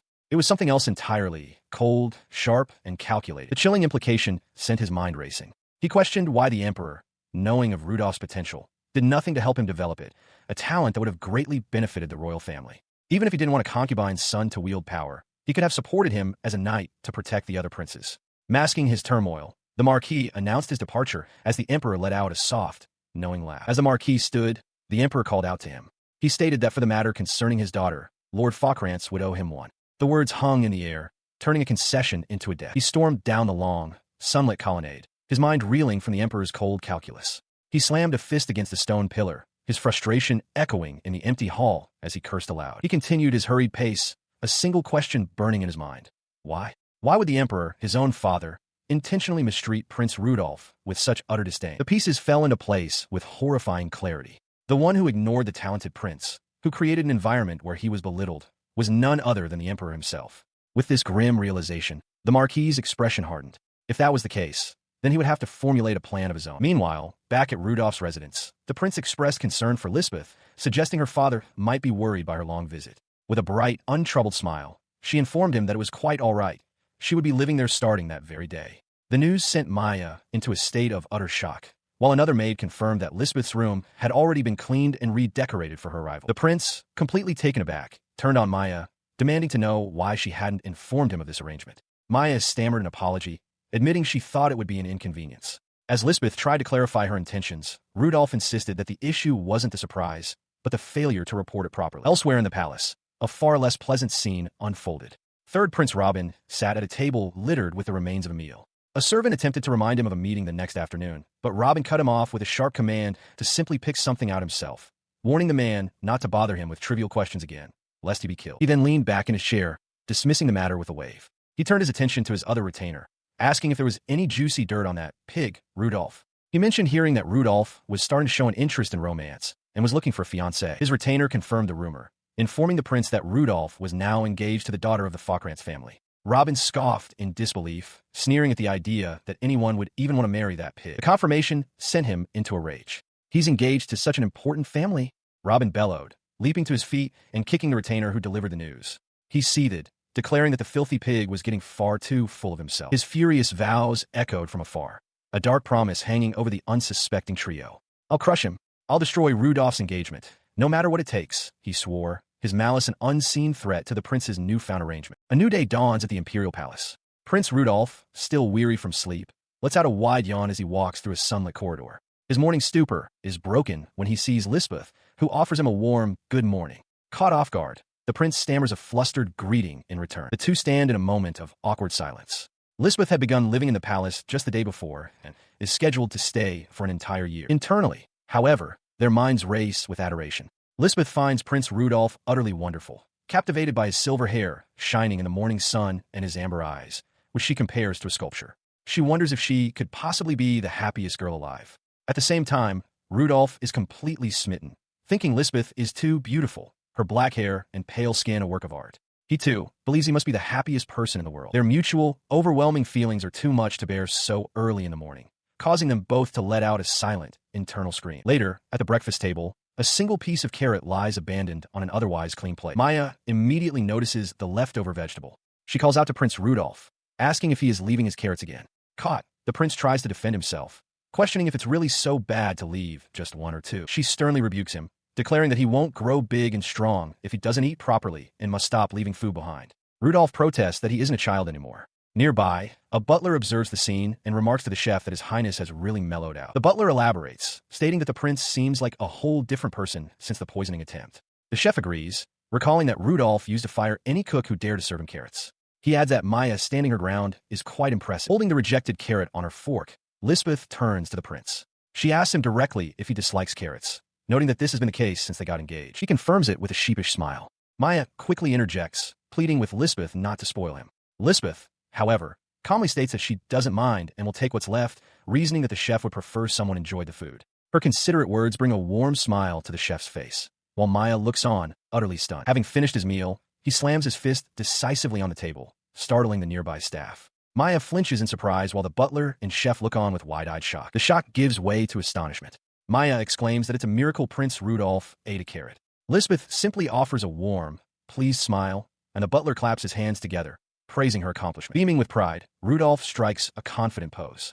Watching him, Maya remarks to another maid that with Lisbeth as his fiancée, his highness will surely be all right. Elsewhere, the chef expresses his profound relief to the butler. He is glad not to have been fired, noting that nearly half the staff were dismissed during a recent downsizing orchestrated by Maya to remove those with ill will toward the prince. Later, in a grand, sunlit hall, Rudolph's voice calls out, seeking Lisbeth's attention. He approaches her somewhat nervously, asking if she would like to go for a walk to a place he wishes to show her. Lisbeth's initial surprise blossoms into pure delight, and she accepts with overwhelming enthusiasm, declaring that a walk sounds lovely and they should depart immediately. As they begin to walk, a blush creeps onto Rudolph's face as he worries if his invitation seems strange. Beside him, Lisbeth is internally ecstatic, her heart pounding with the realization that his highness himself invited her out. He leads her into a beautiful palace garden, where she holds a parasol against the sun. From a distance, Maya watches them, a gentle, knowing smile on her face as she recognizes their destination. Rudolph turns to her and asks if she remembers the place. Tears welling in her eyes, Lisbeth confirms that she does. She reveals that it was here, 9 years ago, that she first met him, and the garden hasn't changed one bit. The memory hangs in the air, focused on the quiet, sun-dappled path lined with trees where their history began. Her memory drifts back 9 years, to a day when a young Prince Rudolph, full of life, pulled her by the hand through a field of flowers. He knelt before her in the sun-dappled garden, carefully weaving a crown of white blossoms as she watched, holding a single flower herself. The simple gift brought radiant smiles to both their faces, a moment of pure, shared joy. Back in the present, Rudolph suggests they return, mentioning that Maya should have tea ready. Lisbeth agrees, but then realizes with a start that she has forgotten her parasol. As she apologizes, Rudolph insists he will retrieve it for her. He walks back with a sigh of mild exasperation, but his steps halt abruptly as he notices someone standing near a pillar. The figure steps out of the shadows, revealing himself to be third Prince Robin, who remarks with a sneer what a coincidence it is to run into a filthy pig in such a place. Rudolph is stunned, questioning why his brother is there, recalling that Robin was supposed to be under house arrest. He lunges forward, grabbing Rudolph by the collar and slamming him against the pillar. Rudolph wonders if this is for revenge, but Robin dismisses the thought. With a menacing grin, he adds that something more important has come up, Rudolph's recent engagement. Rudolph remains silent, his mind racing. He had anticipated that one of his brothers would make a move sooner or later. He just hadn't expected Robin to be the first. He deduces that Robin's goal is likely to form an alliance with the Faukrantz house in exchange for ceasing his violent provocations. His brother's face twists into a shadowy, predatory smile as he makes his demand clear and simple. Hand her over. Your fiancé. Rudolph, confused, points out that Robin already has a fiancée and questions if he is cheating before the wedding. Robin scoffs at his naivete, reminding him that it's not unusual for royalty to have concubines. He cruelly adds that Rudolph, as the son of a mere concubine, shouldn't act so high and mighty. With a wide, unsettling grin, third Prince Robin continues his tirade. He tells the filthy pig to listen well, declaring that Rudolph doesn't get to have everything for himself. He makes his intentions clear. Rudolph's fiancée is included in what he'll take. She is his, and he will not allow it to be otherwise. Rudolph stares back, his expression twisting in revulsion. He realizes this is the man they call the third prince, Robin, and the reality is far worse than he had imagined. To him, Robin is nothing more than simple-minded and vile. He calmly states that it is enough, but Robin only scoffs, asking if he's finally going to talk back. In that moment, Rudolph understands his brother's true motive. This isn't about gaining the Falkrant's military power. Robin simply cannot tolerate the idea of Rudolph's status rising.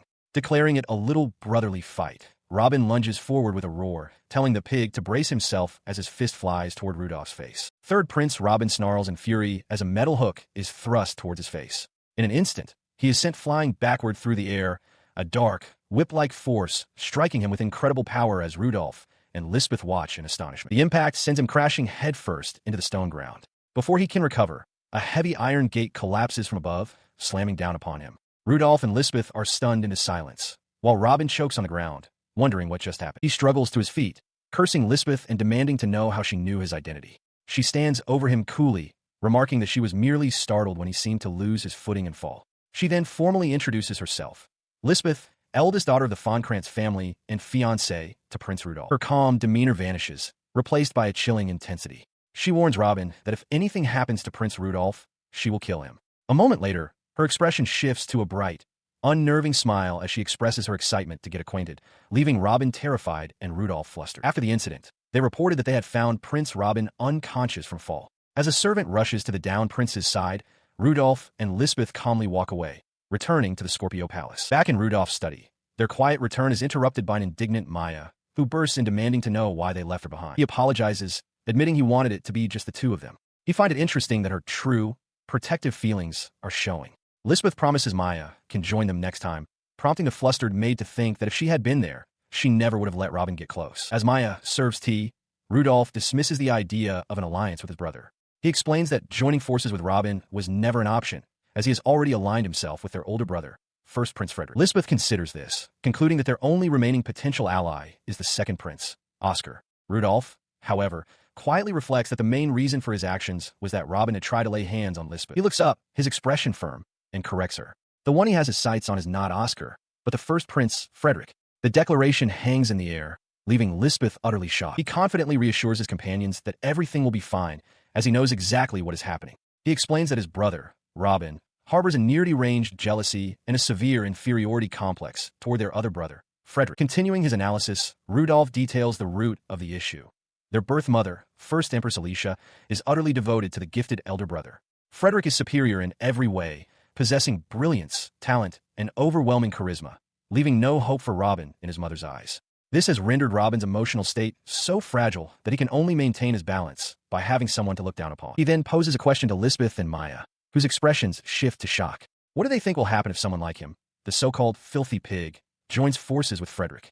The very idea would cause Robin's fragile pride to crumble, as he would lose the one person he always considered inferior. Answering his own query, Rudolph states with certainty that Robin would never tolerate being beneath him and would, therefore, likely turn against Frederick. Maya can only whisper, "Wow," in awe of the intricate political maneuvering. Lisbeth, however, voices her skepticism. She asks if he truly believes it will go so smoothly, suggesting that Frederick might find more benefit in commanding his own brother rather than allying with the fourth prince. She astutely clarifies that Frederick's true target would be Lord Falkrantz, who stands behind Rudolph. She presses him, asking how he can be so sure. Taking a sip from his cup, he provides a simple, critical piece of information. Because brother Frederick has no military power. He recoils slightly, the beverage hotter than expected. He elaborates, revealing knowledge from the historical epic. While Frederick holds overwhelming political power in the central government, second Prince Oscar commands the loyalty of the military nobles. In the original timeline, the struggle for the throne dragged on until Rudolph assassinated them both. Therefore, to establish a solid foundation and counter Oscar, Frederick desperately needs the unparalleled military might of Lord Falkrantz. Faced with this incredibly detailed and prescient analysis, Lisbeth is left utterly speechless, her expression a mixture of awe and astonishment. Her reaction is mirrored by Maya, who exclaims that he has analyzed both sides so thoroughly it is as if he had seen it all firsthand. Rudolph breaks into a nervous sweat, realizing he cannot possibly tell them that he actually knows the future. Clearing his throat, he concludes his briefing. In any case, he will wait patiently until Brother Frederick makes the first move. He then turns to Lisbeth with another matter on his mind. As Maya confirms, she understands the plan. He thanks Lisbeth for saving him, but she, with a blush dusting her cheeks, implores him not to do anything so reckless again. With trembling determination, she vows that she will get stronger, too. His conversation is suddenly interrupted as Maya bursts into the room, flustered. She insists there is no need to worry, declaring that she has been training properly to protect him. Despite the reassurances, a lingering sense of unease hangs in the air, a bad feeling that something unfortunate is about to happen. Night falls over the grand estate, its towers silhouetted against the sky dotted with stars. Within its walls, a long, opulent hallway lies silent and empty, bathed in the soft moonlight filtering through the windows. The tranquility is shattered by a sudden shift to a man's eyes, wide with sweat-soaked fury. This man, third Prince Robin, stalks down the deserted corridor, his form cloaked and his purpose grim. He stops at a door, producing a key. His mind seethes with indignation. He finds it unforgivable that not only the Rudolph bastard but even his fiancée would dare make a fool of him. He unlocks the door, declaring that for a filthy pig to cherish her is a waste, because what is Rudolph's is his. Inside, Lisbeth lies asleep and vulnerable. Looming over her, Robin's voice is a low threat, promising to show her who is truly above whom. In a dimly lit chamber, Lisbeth rests in a large bed, seemingly asleep as a man with slicked-back hair looms over her. But even in her slumber, a single thought echoes in her mind, a blame directed at Rudolph for her current predicament. As a hand reaches towards her sleeping form, her internal vow solidifies with chilling resolve. She promises to crush everything he holds dear. But she was not asleep. In a flash, her eyes fly open, wide with fury. Before the man can react, she lunges from the bed, striking him with brutal force that draws blood from his mouth. The assault continues without pause. A powerful high kick connects squarely with his jaw, launching him backward through the air and across the room. Her expression remains cold and focused. She glances down at her own arm, noticing a small puncture wound, and with steady fingers, plucks a tiny, sharp object from her skin. The room erupts into chaos as more unseen assailants attack, their blades ablur.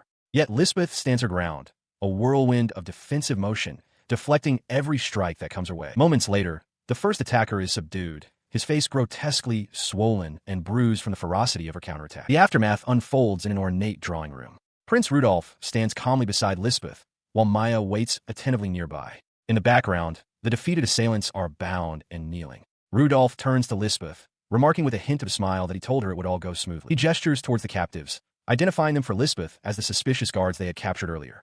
The two conscious men, their arrogance shattered, now tremble and plead for their lives. The prince continues his explanation, revealing that they were only apprehended because Maya had noticed them snooping around. Maya, ever humble, smiles brightly and insists that their success was not her doing, but was entirely thanks to the prince's precise instructions. 9 days before the incident, he sat at his desk as Maya reported the infiltration of the palace by what she termed rats. Lisbeth, standing nearby, immediately asked if she should exterminate them, startling the young prince. He quickly refused, explaining his counter-strategy. They would deliberately create an opening, allowing the spies to act freely. This, he reasoned, would force his brother Robin's true objective into the light. The memory of learning their target was Lisbeth's chamber still made his blood boil. In the present, the captured third Prince Robin struggled against his bonds, demanding to be untied as Maya and Lisbeth looked on. His furious, muffled shouts echoed in the room as he called Rudolph a bastard.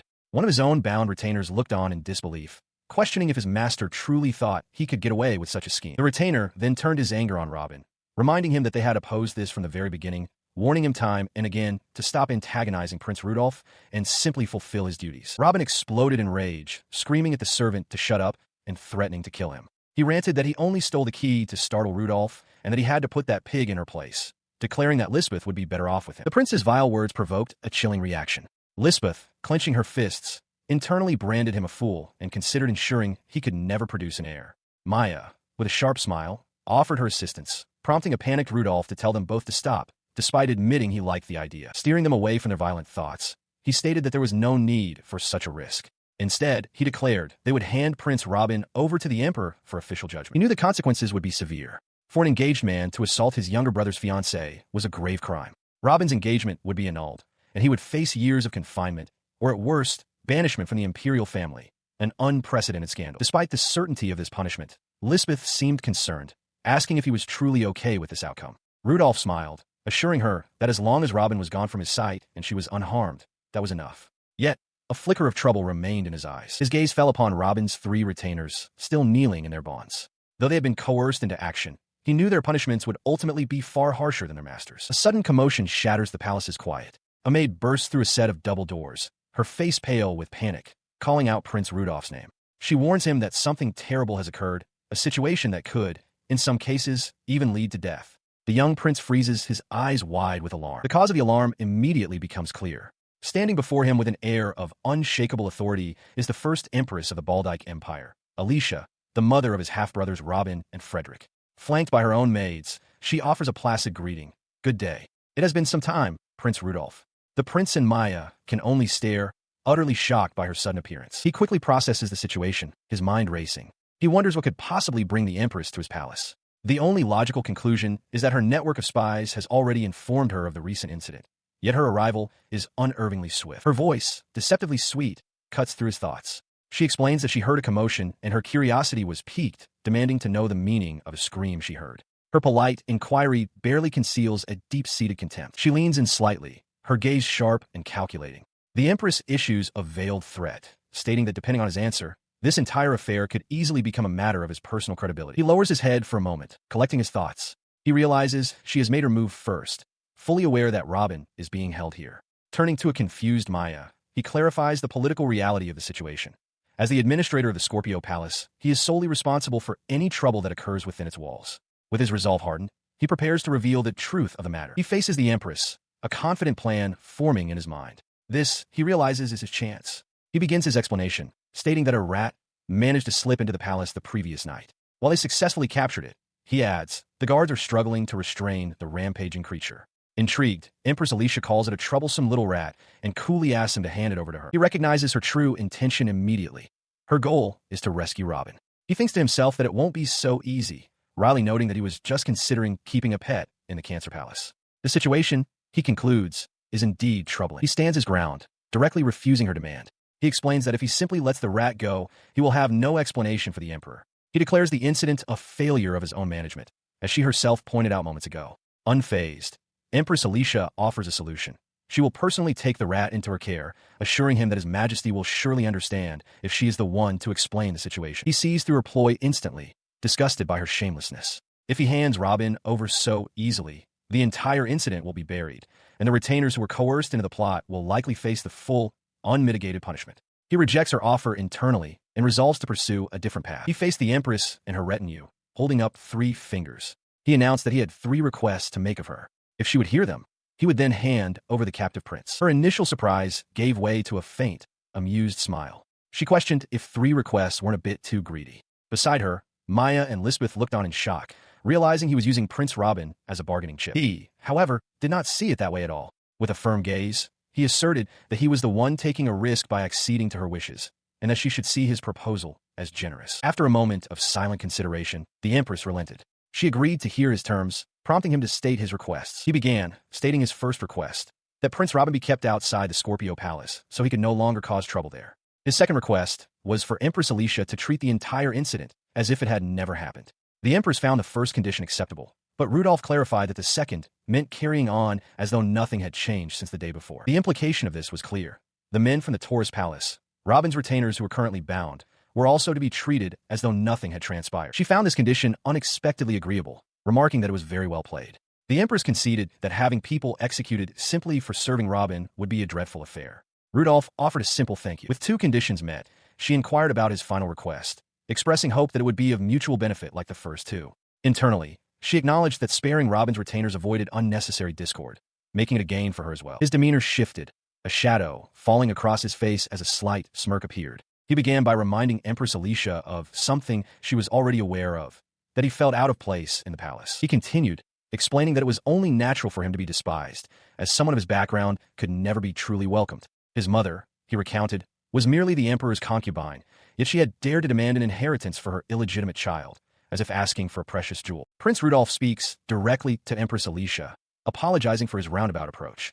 The Empress, unmoved, cuts to the heart of the matter, asking what he is trying to say and whether he is simply asking for improved treatment. He clarifies that this is not his intention, urging her not to worry Lisbeth. He explains that he knows his place and had once wished only to live a quiet life, far from the burdens of the throne. That, he reveals, was his desire up until a certain point. He continues, explaining that his engagement to Lisbeth has inevitably secured him the support of Marquis Faucrance. He proposes using this new political standing as an opportunity to mend ties with his estranged brother, strengthening their bond. This, he states, is the true intention behind his third request. With his purpose laid bare, he declares his ultimate goal, to form an alliance with Frederick, requesting that she mediate between them. Turning, he walks away down the grand corridor. Alicia watches him go, musing that she came to deal with a rat, only to receive such bold requests from the prince himself. A faint, intrigued smile plays on her lips. She announces her decision, agreeing to accept all of his requests. Rudolph offers a polite thank you, though he internally scoffs at the notion that the cold-blooded Frederick could feel any kindness. The Empress adds that Frederick will be delighted, claiming he has always been concerned for Rudolph. He then asks if he can entrust the matter of the rat entirely to her and prepares to take his leave. As he turns, however, Alicia stops him, stating that she has one question for him. She asks what he thinks about his mother. Rudolph's response is immediate and cold. He thinks nothing of her. He states plainly that she is herself, and he is himself, before walking away. His stark words leave the Empress in silent contemplation. Later, the door to Rudolph's room is thrown open with a crash. Maya stands in the doorway, shouting out for her mother and accusing Rudolph of scheming. The sudden, furious intrusion shocks Rudolph, Lisbeth, and Maya herself. Her outburst hangs in the air. Maya looks distraught, while Rudolph and Lisbeth turn back towards her, their faces etched with surprise and confusion. The scene shifts to a sunlit palace courtyard, where two figures are seen sparring intensely with swords. The view then widens to a tall, stately tower, a silent testament to the ambitions now set in motion within its walls. During a strenuous swordsmanship lesson, Marquis Faucrance parries a blow from Prince Rudolph. The Marquis remarks on the misfortune the young prince has suffered, and Rudolph, straining with effort, can only manage a breathless agreement. As their blades remain locked, the young prince inquires about the status of Empress Alicia. The Marquis informs him that she has already dispatched his brother, Prince Robin, to the academy dormitory. With a sudden, powerful swing, the Marquis shatters Rudolph's wooden practice sword, remarking that his strike was, in his view, a bit too lenient. The prince can only look on in wide-eyed shock as his weapon splinters. His practice sword now useless, Rudolph sits defeated on the ground. The Marquis brings the session to a close for the day, and the prince meekly accepts. This training had become a new routine. Ever since Lisbeth's arrival, Marquis Faucrance himself has been teaching the prince swordsmanship. For Rudolph, it is a heaven-sent opportunity to grow strong enough to protect Lisbeth with his own hands. Despite this resolve, during a break with the Marquis and Lisbeth, Rudolph feels a pang of guilt for making the Marquis spend time on someone as weak as him. He reaffirms his commitment to grow stronger, addressing the Marquis with the earnest title of Father. The conversation at the table turns to the recent political events. Maya insists that with Empress Alicia's personal arrival, there was no choice but to hand over Lord Robin.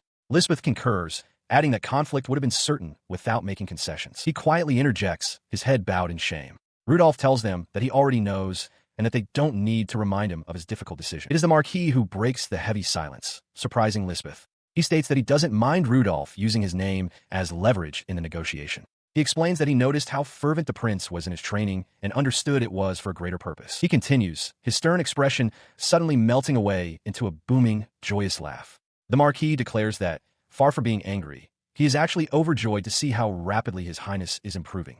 Rudolph can only stare, utterly stunned by the revelation. He sat across the table from Marquis Faucrance, who broached a direct question. The Marquis stated he had heard that despite holding the right of succession, the prince had no interest in the throne. Rudolph, taken aback, could only confirm, yes. He elaborated on his answer, confirming that the Marquis's information was correct. The prince clarified that he had no desire for the throne, or perhaps more accurately, no interest in the imperial family whatsoever. This admission weighed on him. He internally lamented that his only worth was his connection to the imperial line, and nothing more. Believing the Marquis must see some advantage in his royal blood, he felt he could not meet such expectations and silently asked for forgiveness. The Marquis, however, seemed pleased by this, letting out a soft chuckle. All the better, he remarked, his expression softening as he prepared to reveal something the prince might not know. Rudolph could only look on in confusion. He continued, explaining that aside from his daughter, Lisbeth, the Faucrance house had no heir. The Marquis revealed they had been considering adopting from a branch family, right when Lisbeth's engagement to the prince was arranged. He then paused, looking at Rudolph, and posed a condition. If you are willing. The Marquis then made his proposal explicit, asking directly if Rudolph would be willing to join the Faucrance family as an adopted son-in-law. The prince stared, his hands gripping the edge of the table in shock. The weight of the offer crashed down on him. A stunning realization dawned. If he were to marry into the Marquis's household, he would be freed from his imperial status. Despite this incredible opportunity, he hesitated. He questioned if it was truly acceptable for someone like him, believing himself to be a weak man with nothing to offer. His self-deprecation was met with a sudden, booming laugh from the Marquis, who threw his head back in amusement before asking what on earth the boy was talking about. The laughter subsided, and the Marquis leaned forward, his expression earnest. He praised the prince, noting that while his training was new, his judgment and adaptability were remarkable. With continued discipline, the Marquis predicted he would surely surpass all other swordsmen of his age within half a year. Rudolph, flustered by the high praise, dismissed it as flattery. But the Marquis's demeanor shifted dramatically, his face hardening into a mask of absolute seriousness. He declared that when it came to martial skill, he spoke only the truth. Beside him, Lisbeth affirmed her father's assessment with conviction. Praise for the young prince continued. He was commended for his gentle heart, his mercy towards servants, and his splendid handling of the negotiations with Empress Alicia. Lisbeth, in particular, expressed her certainty that in time, he would even surpass the legendary hero as a swordsman. Overwhelmed by their faith in him, Rudolph could only offer a quiet thank you. The Marquis firmly stated that neither he nor his daughter thinks the prince has no value. Rudolph looked up, tears welling in his eyes. A single tear escaped and fell. Lisbeth's voice was gentle but firm as she implored him. Your Highness, please don't think yourself worthless. To me, you are irreplaceable. Her words broke through his defenses, and he began to cry, overwhelmed with emotion. As the Marquis placed a comforting hand on his head and Lisbeth smiled warmly at his side, a profound realization dawned on the young prince. He had found a true family. The scene shifts to a different time, a different place. Under the light of a full moon, the grand Sauvelier Manor stands silent. From within its long, dark corridors, the sound of a man's heartbroken sobs echoes. Inside, a man weeps over a flower-adorned coffin, crying out his son's name. Patrick, why did it have to be you? Standing behind him is the deceased's twin brother, his face a mask of cold fury. He seethes, remembering how his wretched father doted only on Patrick because he, the surviving son, was born with red hair. He thinks with venomous rage that now he is the one to inherit the Sauvelier house, wishing that Wilhelm had died instead. In a sudden, horrific explosion of violence, an axe blade smashes through the grieving father's skull, silencing his cries in a spray of blood. The red-haired son stands over the body, laughing maniacally. He declares that he will succeed without fail, becoming a hero whose name is etched into history. He holds a book, identical in appearance to Rudolph's, and reveals the source of his confidence. He possesses knowledge of a history that no one else knows. 3 months after the negotiation with Empress Alicia, Prince Rudolph's training with Lisbeth has yielded visible results. The two spar intensely with staffs in a courtyard, their movements swift and powerful. Exhausted, they collapse to the ground, breathing heavily. Rudolph admits that his newfound strength is thanks to her and her father's guidance. Their rest is interrupted by Maya, who congratulates them on their practice. She holds out an ornate, wax-sealed envelope, informing the prince that a letter has arrived for him. Rudolph is surprised to see that it is from Empress Alicia. As he opens it, Lisbeth asks what the Empress has written, guessing it concerns establishing friendly terms with Prince Frederick. Rudolph reads the contents and confirms her suspicion. The Imperial New Year's celebration will be hosted at the palace this week, and it seems he will finally meet his older brother. The event is to be held at the Grand Zodiac Palace, which stands illuminated against the night sky under a crescent moon. Inside, the main hall is a breathtaking sight of vaulted ceilings and towering pillars. Scores of nobles in their finest attire mingle and converse, filling the vast space with an air of anticipation. The attention of every guest turns towards the grand staircase, their faces alight with expectation for the proceedings to begin. From a high balcony overlooking the hall, Emperor Karl I Baldyke raises a glass. He thanks the assembled nobility for their attendance and welcomes them to celebrate the dawn of a new year for the empire. He then announces his intention to introduce his beloved family, calling for a round of applause. As the crowd applauds, the imperial family begins their descent. First Empress Alicia walks with regal poise, followed closely by the second Empress, Katerina. Following them is the Emperor's beloved concubine, Beatrice, who apologizes flamboyantly for her tardiness. Her revealing gown and audacious presence cause a stir among the guests, who whisper disapprovingly about her vulgarity and how she tarnishes the royal family's dignity. The murmuring is abruptly silenced by the arrival of the final two figures. First Prince Frederick and second Prince Oscar make their entrance, their imposing presence commanding the immediate and total attention of the entire hall. He and his brother, second Prince Oscar, immediately became the center of the court's attention. Whispers circulated among the nobles, praising first Prince Frederick's charm and his top-of-the-class performance at the Imperial Academy. Others commented on Oscar's handsome features, speculating that his swordsmanship surpassed even Frederick's. The gossip also touched upon the absent third prince, Robin, whose engagement to the Anderson family was apparently cancelled, a development thought to be a heavy blow for his mother, Empress Alicia. As these whispers filled the hall, Prince Rudolph made his own entrance, arm in arm with Lisbeth Falkrantz, turning heads and sparking a new wave of commentary. Some nobles reacted with disdain, questioning why the daughter of the Falkrantz family would be with someone like him. Others, however, noted that the rumors were true. Since the assassination attempt, Rudolph had changed completely, becoming a person of real character. He overheard the most venomous of the comments, that it was disgraceful for the son of a prostitute to be part of the royal family. The words hung in the air, followed by the insinuation that now, with his growing power, there was no telling what he might do. The speculation among the nobles continued. They discussed rumors that Rudolf might be adopted by the Falkrantz family.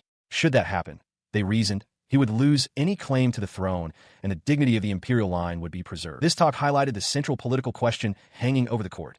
Which side would Prince Rudolf take? His allegiance, whether to Prince Frederick's faction or Prince Oscar's, was seen as the deciding factor that would greatly shift the balance of power among the heirs. Rudolf, however, was not merely a passive subject of these rumors. He internally thanked his maid, Maya, for spreading them just as he had intended, even the more distasteful content. He leaned toward Lisbeth, quietly instructing her to pay close attention to his movements. Across the hall, Empress Alicia watched their every move with a sharp, calculating gaze. He knew the moment was right. With all eyes fixed on him, he anticipated that the next part of his plan should happen any second. Just then, a voice called out his name. Empress Alicia's intense stare never wavered. The voice belonged to second Prince Oscar. He approached the pair and offered congratulations on their engagement. Standing beside Rudolf, Lisbeth gave a slight curtsy and formally introduced herself as his fiancée, Lisbeth Falkrantz. His brother then extended an invitation, holding a glass of wine. He suggested they find a place to talk for a moment, remarking with a smile that Rudolf was certainly old enough to drink now. But Rudolf, with a cheerful expression, politely refused. He apologized to his brother, explaining that he had a prior engagement. At that very moment, Empress Alicia intervened, stating that Prince Frederick was waiting. She instructed Rudolf to follow her. Oscar was left standing alone, a flicker of surprise on his face, as the first Empress led Rudolf and Lisbeth away. He walked away from the confrontation, a small smile playing on his lips as he inwardly thanked his brother. Oscar's public invitation had been the perfect assist. The young prince reflected on the shocking turn of events. He, who had never been noticed by anyone, had been sought out by his own brother, only to refuse him in favor of a meeting with Frederick. The message to the watching nobles was unmistakable. Prince Rudolf had joined the first prince's faction. With each deliberate step, he felt closer to his goal. Once word of his new allegiance spread, his tarnished reputation would surely improve, bringing him that much closer to a peaceful life. His thoughts were interrupted by Lisbeth, who approached with a look of concern. She apologized, assuming he felt guilty for refusing Oscar. He quickly reassured her, explaining that Oscar's invitation was a purely political decision, and thus he had no reason to feel bad for his own calculated response. Meanwhile, on a balcony overlooking the Grand Hall, second Prince Oscar took a sip from his glass. He mused aloud to his companion. "You got turned down, huh, Oscar?" His mother, the second Empress Katerina, advised him not to be pessimistic. Oscar clarified that he wasn't. In fact, he found it best to think of Rudolf as a different person now. The old Rudolf would never have been capable of such a political response, and this newfound shrewdness only made Oscar want him on his side even more. His calm expression twisted into one of chilling, manic intensity. His true, terrifying ambitions surfaced in a silent vow. For his path of conquest, he would annihilate the royal family with amber eyes. At a formal dinner within the palace, Prince Rudolf sits at a round table with his eldest brother, first Prince Frederick, the first Empress Alicia, and Lisbeth. The atmosphere is thick with unspoken tension as they sit before their untouched plates. He studies his brother, recalling what little he knows of him. According to the Epic of Wilhelm, first Prince Frederick is fated to be assassinated early on by the man Rudolf would become the tyrant. Beyond that single, grim fact, his memory of Frederick is a blank slate. The silence is broken by Empress Alicia, who addresses Rudolf directly. She observes that this is the first time he and Frederick have ever truly spoken face to face. Without any hesitation, Rudolf confirms her statement with a simple yes. Frederick's gaze remains fixed on him, his expression unreadable. He concedes that while this may be their first conversation, they have indeed met once before. His words trigger a distant memory in Rudolf's mind, pulling him back to a moment in his childhood when he sat alone, engrossed in a book. The memory sharpens. It was a tea party hosted by Empress Alicia. While the adults conversed, the children were sent to play in the garden. Even then, a young Frederick sat apart from the others. In that garden, a scene of casual cruelty unfolded. A young Prince Robin rode atop another child, whipping them on as if they were a horse and demanding they run faster. He taunted the child on the ground, calling them a pig, while the other children simply watched, some averting their eyes. From his solitary table, the young Prince Frederick observed the entire spectacle in silence. After his game, Robin appointed himself Frederick's guard, telling the other children they'd have to go through him. A crowd of fawning nobles then swarmed Frederick, begging to be his attendants. He looked them over with cold detachment, wondering what use any of them could possibly beat him. As the children shouted promises to become his wife or his shield, the one who had been tormented on the ground pushed himself up. With tears of frustration and resolve in their eyes, they declared that they would prove themselves useful as his right hand. His vow went unheard. The young Prince Frederick, looking up from his book, coldly stated that forming a friendship with them offered him nothing to gain. Declaring their presence a disturbance to his reading, he excused himself, leaving the other children stunned into silence. The dismissal left the boy sprawled on the grass in utter disbelief. He could not comprehend how the prince could so easily discard the opportunities and connections that were falling right into his lap. Things the boy himself could never even dream of achieving. This cold, calculating nature defined the man he would become. First Prince Frederick was a merciless rationalist, a person who would never act unless it directly benefited him. He knew this about his brother, yet Rudolph still considered it an honor to have his time. He reflected that he was different now. The fact that Frederick didn't even recognize him meant he had been utterly insignificant back then. But now, he possessed something his brother lacked: military strength. Rudolph confidently announced his intention to support Frederick, stating he now had the power to move the Falkrantz family and that the Marquis had already given his approval. The declaration sent a murmur through the onlookers. They immediately understood the gravity of the statement. Prince Frederick had accepted Prince Rudolph into his faction, a move that would entirely shift the balance of power within the court. Frederick simply acknowledged the arrangement. Empress Alicia, seated beside him, expressed her reassurance at the news.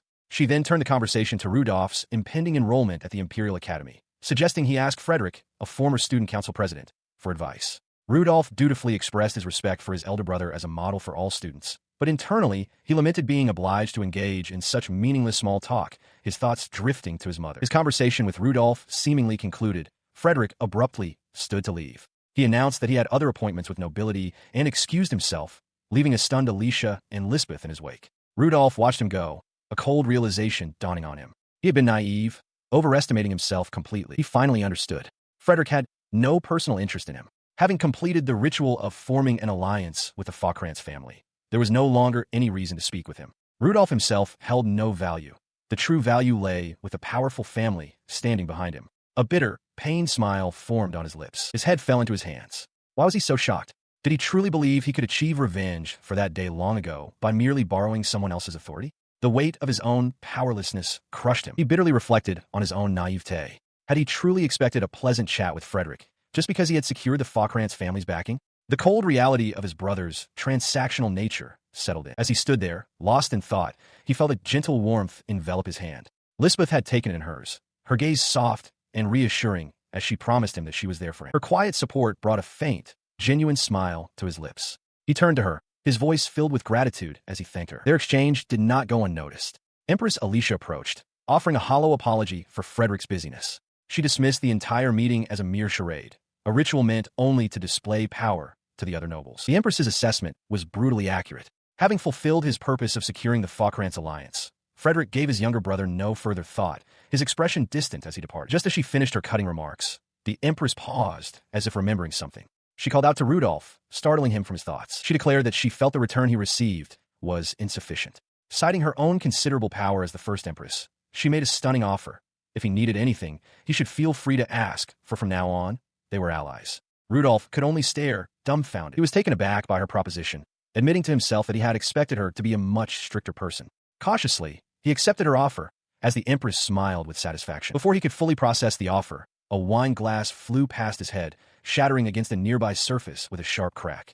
He flinched violently, his eyes wide with shock. The source of the assault was Beatrice, stumbling forward in a drunken rage. As a servant rushed to intervene, Rudolph stared at the woman, his voice barely a whisper as he identified her, his mother.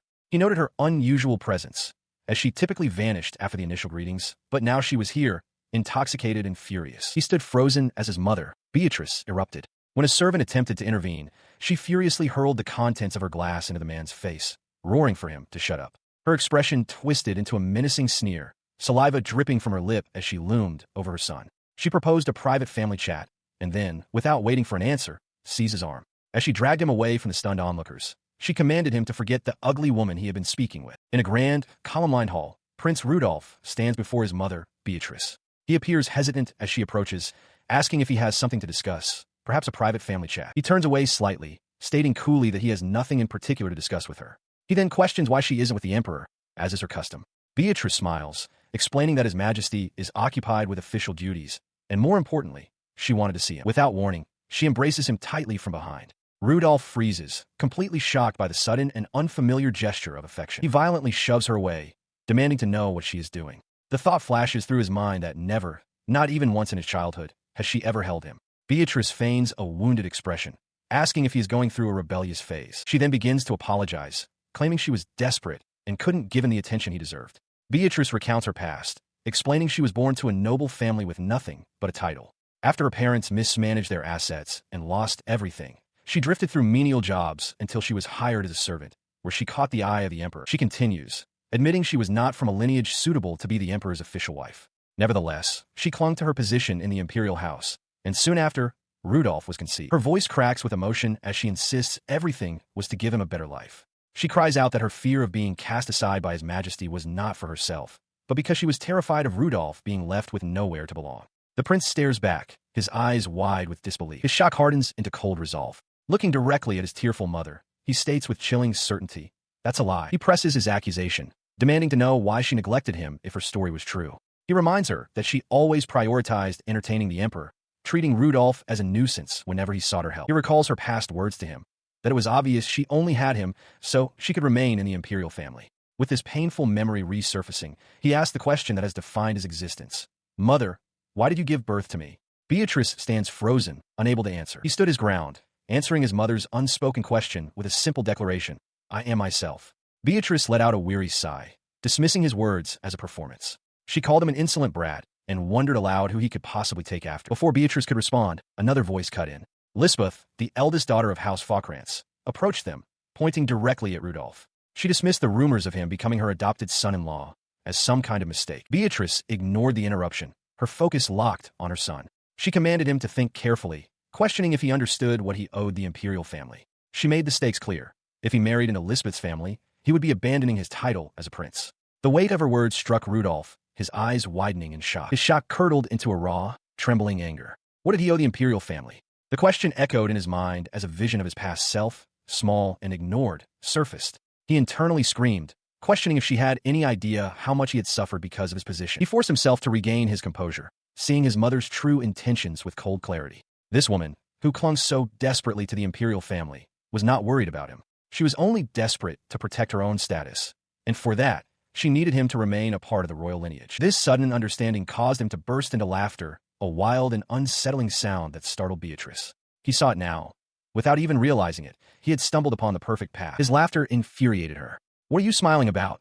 she demanded, raising her wine glass to throw it. But before she could, a hand gently but firmly intercepted her wrist, stopping the glass mid-air. It was Lisbeth. She formally introduced herself, and then sharply questioned Beatrice's actions toward her future husband. With a saccharine tone, she addressed Beatrice as mother-in-law, only to immediately retract it with scorn.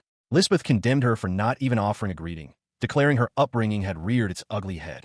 She then asked if this behavior was meant as a direct insult to House Falkrantz. Beatrice's face twisted in fury. The two women stood locked in a silent, charged confrontation. An almost palpable tension sparked in the air between them, their glares filled with open hostility. Rudolph stepped forward, placing a gentle hand on Lisbeth's shoulder to de-escalate the situation. He looked directly at his mother and stated that he owed her no explanation, adding that he had never once considered taking revenge. His motivation, he declared, was simple. He just wanted to be with the woman he loves. He watches as his mother, Beatrice, turns to leave, a small sense of satisfaction on her face. But her departure is a feint. With a furious cry of "Don't you dare!" she lunges towards Lisbeth, her hand outstretched like a claw. Before she can strike, a figure flashes in, blocking the attack with a resounding crack. The force of the interception shatters a wine glass. Shards and crimson liquid spray through the air, striking the intervening woman in the head. The surrounding guests gasp in shock at the sudden, violent outburst. As the woman stands firm, a wave of recognition ripples through the hall. It is Empress Alicia. Rudolph stares, bewildered, questioning why the first empress would defend him. Beatrice, however, glares at Alicia, her face a mask of contempt, seeing her as nothing more than a hopeless woman. Unfazed by her injury or Beatrice's glare, Empress Alicia speaks with cold authority. She states that Beatrice never fails to disgrace the imperial house whenever the emperor is away on official duties and commands her to return to her chambers at once. Beatrice is left speechless, trembling with silent fury. She clenches her jaw, but offers a curt, "As you wish." With a final, hateful glance, Beatrice turns and stalks away, leaving a tense silence in her wake. Turning from the departing consort, Empress Alicia calmly addresses the stunned onlookers. She apologizes for the disturbance and encourages everyone to continue with the New Year's celebration. As the parties murmur resumes, Lisbeth quietly asks Rudolph what Beatrice whispered to him. He dismisses it as a buzzing bug, telling her to pay it no mind. His attention, however, is drawn to the Empress. He points out that she is bleeding, but Alicia dismisses it as nothing. She waves off his concern with a sigh, remarking that young people tend to exaggerate. But as she speaks, her expression shifts. "Prince Rudolph," she exclaims, noticing a cut on his own face. She realizes some of the glass shards must have flown his way and are now bleeding as well. His eyes widen slightly at the realization. The Empress, her voice sharp with urgency, immediately orders a nearby attendant to take him to the infirmary, warning that it would be terrible if the wound became infected. He sits quietly as Empress Alicia finishes wrapping a bandage around his head. She had ordered him to hold still, apologizing for the earlier incident before declaring the makeshift dressing complete. Now seated together on a sofa, he listens as the Empress advises both him and Lisbeth to be careful, warning that their wounds may swell later. Unable to comprehend her actions, Rudolph rises and questions her directly. He asks Empress Alicia why she would go so far as to defend someone like him. The Empress turns, her face hardening into a mask of cold fury. With chilling intensity, she reveals her motive. She detests that woman. Empress Alicia stands before Rudolph and Lisbeth, her voice steady as she explains her philosophy. She declares that the nation and the imperial palace are everything to her, even if the emperor himself holds no affection for her. She has devoted her entire being to the empire. She calmly states she had no objection to His Majesty taking the Count's daughter, Katerina, as the second empress, acknowledging his duty to produce capable heirs. However, a shadow of unspoken resentment crosses her face. Her composure shatters in an instant. Her face twists with fury as she recalls Rudolph's mother, Beatrice. The memory is vivid and violent. Beatrice barging into the palace as if she owned it, laughing while trampling over everything Alicia held sacred with her filthy feet. Turning back to the prince, she confesses that her deep-seated hatred for Beatrice led her to neglect him. But she clarifies that the true defilement was not personal. It was the desecration of the imperial palace itself, a place she has loved as if it were her own child. She stands tall, reaffirming her identity as the first empress of the Baldyke Empire. Her gaze softens as she looks directly at Rudolph, her voice filled with a newfound sincerity. She tells him that he, too, is her beloved child, for he is a member of the imperial family. She explains that when he was attacked, her body moved on its own to shield him, and any injury gained while protecting her child is neither painful nor frightening. Rudolph stares back, his eyes wide with astonishment. She continues, acknowledging that her words must seem simple, and that her apology is truly far too late. The Empress admits there must be something wrong with her to have forgotten such a fundamental truth for so long. Rudolph remains silent, absorbing the weight of her confession. In a moment of quiet reflection, she laments that if only he had remained motivated by self-interest alone, she would not have to feel this complex swirl of emotions. They stand together in the ornate room, the air thick with unspoken history. He is completely overwhelmed. Tears well up in Rudolph's eyes and stream down his face as he processes her words. He feels a warmth he never once received from his real mother. Through his tears, he manages to offer a heartfelt thanks to the Empress. Her stern facade melts away completely. With a gentle smile, Empress Alicia apologizes for keeping them tied to a troublesome old woman like herself. She takes both Rudolph and Lisbeth by the hand, urging the young couple to go and enjoy the party. The grand ball resumes its lively pace. Couples twirl across the dance floor under a ceiling adorned with roses. In a corner, a quartet provides the evening's music, with Prince Rudolph now seated among them, skillfully playing the cello. As the night draws to a close, a single carriage departs from the grand estate. Inside, Lisbeth sits alone, traveling home under the quiet, starry sky. While seated beside Beatrice, Prince Rudolph reflects on the recent encounter. Beatrice remarks that it was surprising to see such a side of Empress Alicia, and the prince quietly agrees. She expresses her relief, noting that from the looks of it, Alicia will help mediate matters in the future. Her thoughts, however, seem to drift to Lisbeth. Her attention snaps back to the present as she voices a concern she has regarding Beatrice. Rudolph, taken aback, tells her there's no need to address him with such formal honorifics. He then complains that even as Beatrice left, she behaved with immense arrogance. He concedes that she may be his mother, but declares her a terrible woman nonetheless. Beatrice calmly suggests that it seemed to her that Beatrice was acting that way intentionally. She urges the prince to think about it, a notion that clearly startles him. She lays out the political reality. For Beatrice to remain in the imperial palace, she requires two things: the security of Rudolph's position as the fourth prince, and the affection of His Majesty, the Emperor. She continues, explaining that Beatrice's visit today was a move to pressure them, and thereby maintain her own position. Standing with her in a long, shadowed hall, Rudolph concedes that her logic is correct. He remains puzzled, however, stating that her behavior still makes no sense. If she truly cared about her place in the palace, her actions would be different. He questions why someone so seemingly obsessed with remaining in the palace would risk being cast aside. Such outrageous antics, he reasons, would eventually exceed even the Emperor's tolerance, no matter how favored she is. Beatrice delivers her conclusion. Beatrice's actions directly contradict her supposed intentions. It almost seemed, she posits, as if she wished to be discarded by the Emperor. The implication strikes Rudolph with the force of a physical blow, leaving him wide-eyed and speechless. He explains to a perplexed Lisbeth that the reason Beatrice's actions seem strange is simple.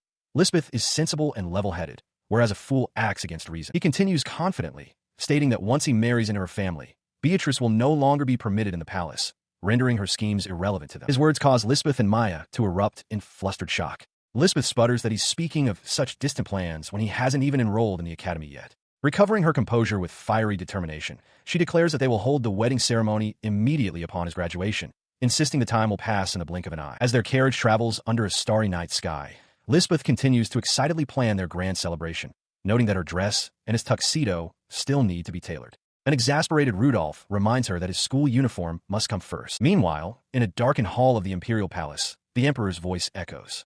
He has taken note that Rudolph has sided with the Frederick faction and intends to enroll in the Imperial Academy. Elsewhere, the cruel nobleman Wilhelm Sauvelier reclines in a chair, a document in hand. He muses that with Rudolph making his move, it is time for him to begin his own machinations as well. He dismisses a maid, telling her she may leave. The young woman, however, is gripped by terror, her face contorted in a silent scream as she begs for pardon. Clutching her head, the maid realizes with horror that an effect is beginning to wear off. Wilhelm, feigning forgetfulness, uncorks a small vial. As she calls out his name in panic, he prepares to administer another dose. With a sinister smile, he forces the vial to her lips, commanding her to open her mouth. He reminds her that her very purpose for living belongs to him.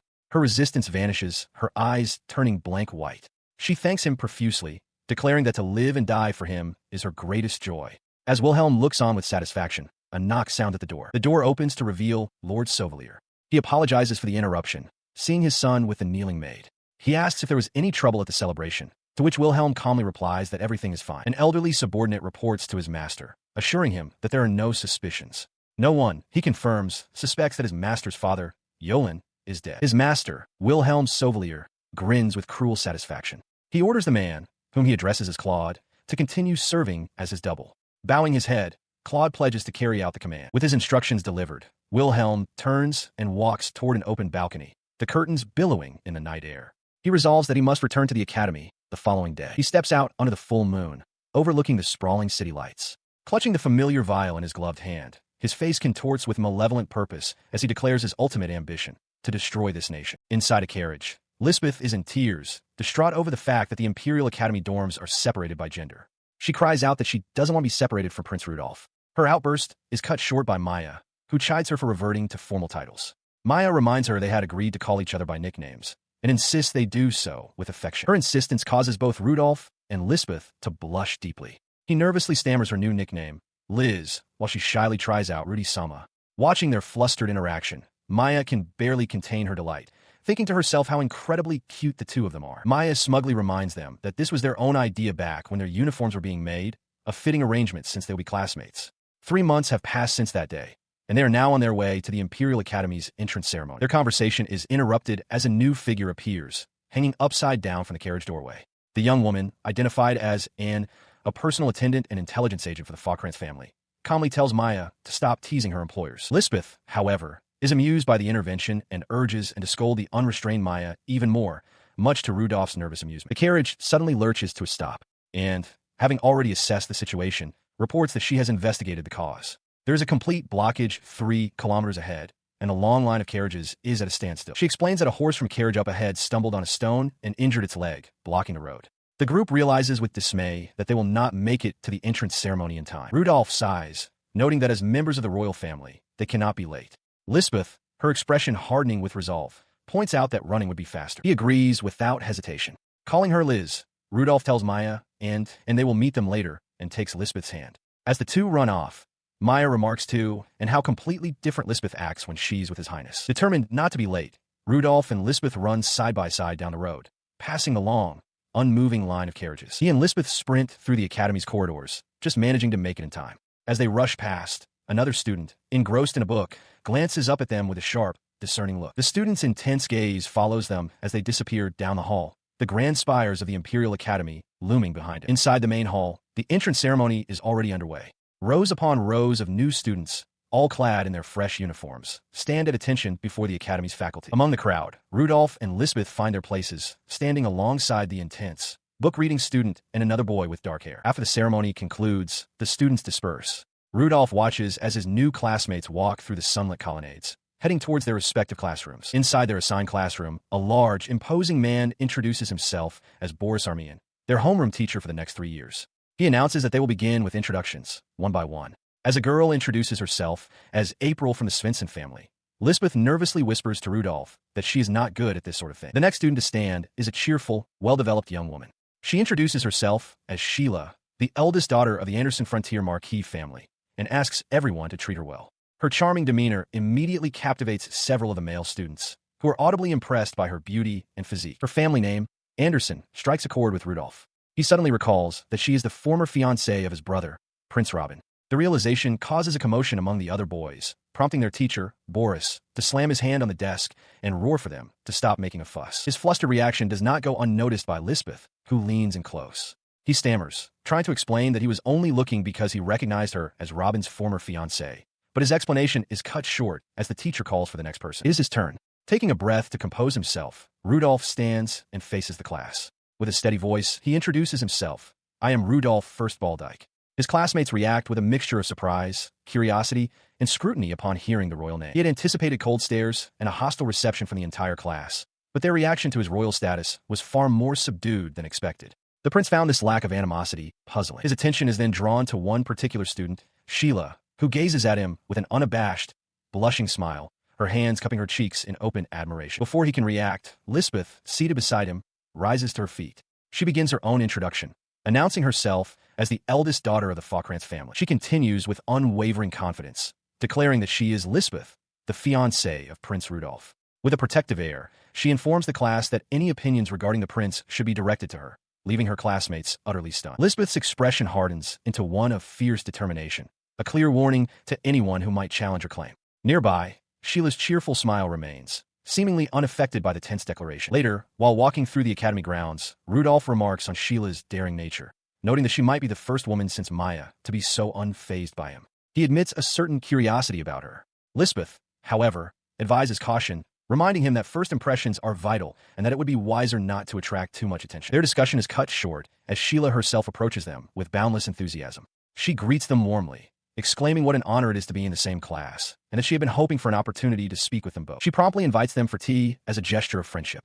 Lisbeth quickly interjects, stating that they must first unpack at their dormitories and pointedly asks if Lady Sheila must do the same. Ignoring Lisbeth's attempt to deflect, Rudolph addresses Sheila by name. Overjoyed that he remembered her, Sheila cries out in delight and impulsively grabs the prince's cheeks. Lisbeth stares, her expression a mixture of pure shock and rising fury. He firmly pushes her away, telling her to stop. He declares plainly that his heart belongs to Liz, and he has no intention of having tea with another woman. Rudolph accuses her of being far too deliberate, stating that her plotting is obvious and she will have to find someone else to target. He immediately seems to regret his outburst, covering his mouth as he realizes he might have said something embarrassing. Beside him, Lisbeth stands stiffly, her face flushed. Unperturbed by the rejection, Sheila simply turns and walks up the steps, calling back with a cheerful wave. See you again tomorrow. As she departs, however, her cheerful facade drops for a moment.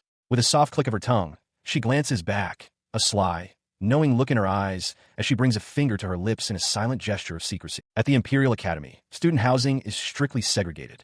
Those from the imperial family and high-ranking nobility reside in a grand, luxurious dormitory, a testament to their status. Meanwhile, the lower nobles are assigned to a much older, more modest building. It is here that Prince Rudolph arrives, carrying a box of his belongings, noting with a sigh that the place is even more dilapidated than he had expected. He is immediately confronted by two other students who are shocked to see him. They question why Prince Rudolph is in this dormitory, pointing out the window towards the luxury dorm where all members of the imperial family are supposed to stay. Rudolph simply replies that he decided to stay here. He smiles faintly, thinking to himself that, as expected, he isn't welcome. The true reason for his choice, however, is strategic. This location is closer to the academy, and therefore closer to his brothers, Robin and Wilhelm. His new classmates mock his decision, dramatically lamenting the dorm's conditions, creaking floors, shabby beds, and terrible meals. They ask if he can really endure such a life, finding the mere thought of it depressing. As they gesture wildly, Rudolph calmly notices a spider on the floor nearby. Their bravado vanishes in an instant. The sight of the bug sends the two boys, along with a third student wearing glasses, into a screaming panic. They wail in terror, realizing that in this dorm, where servants are forbidden, they are expected to handle such pests themselves, a task they are utterly failing. While they recoil in fear, Rudolph calmly approaches the spider, cups it in his hands, and releases it out a nearby window. The other students stare in disbelief. He explains that since he was a regular villager before his reincarnation, he's quite used to bugs. Their terror immediately transforms into desperate pleading. The two boys who had just been mocking him now beg Rudolph to be their big brother and deal with the cockroach and centipede in their own rooms. Rudolph bluntly refuses. Despite his initial rejection, a strange feeling blossoms within him. Having never been relied upon by anyone before, Prince Rudolph finds he cannot suppress a wave of happiness. He relents, blushing slightly as he agrees to help them after he finishes unpacking. As he heads to his room, the boys cheer their gratitude, repeatedly calling out, "Thanks, big brother." From within the dormitory, Rudolph's exasperated voice shouts back for them to stop calling him that. He is startled by his maid, Maya, who looks down at him with concern. She calls out his name, asking what he is doing on the floor. The scene shifts to explain her presence. Under a full moon, she perches on a tree branch outside his second-story window, explaining that since the boys' dorm is off-limits to women, she had to climb.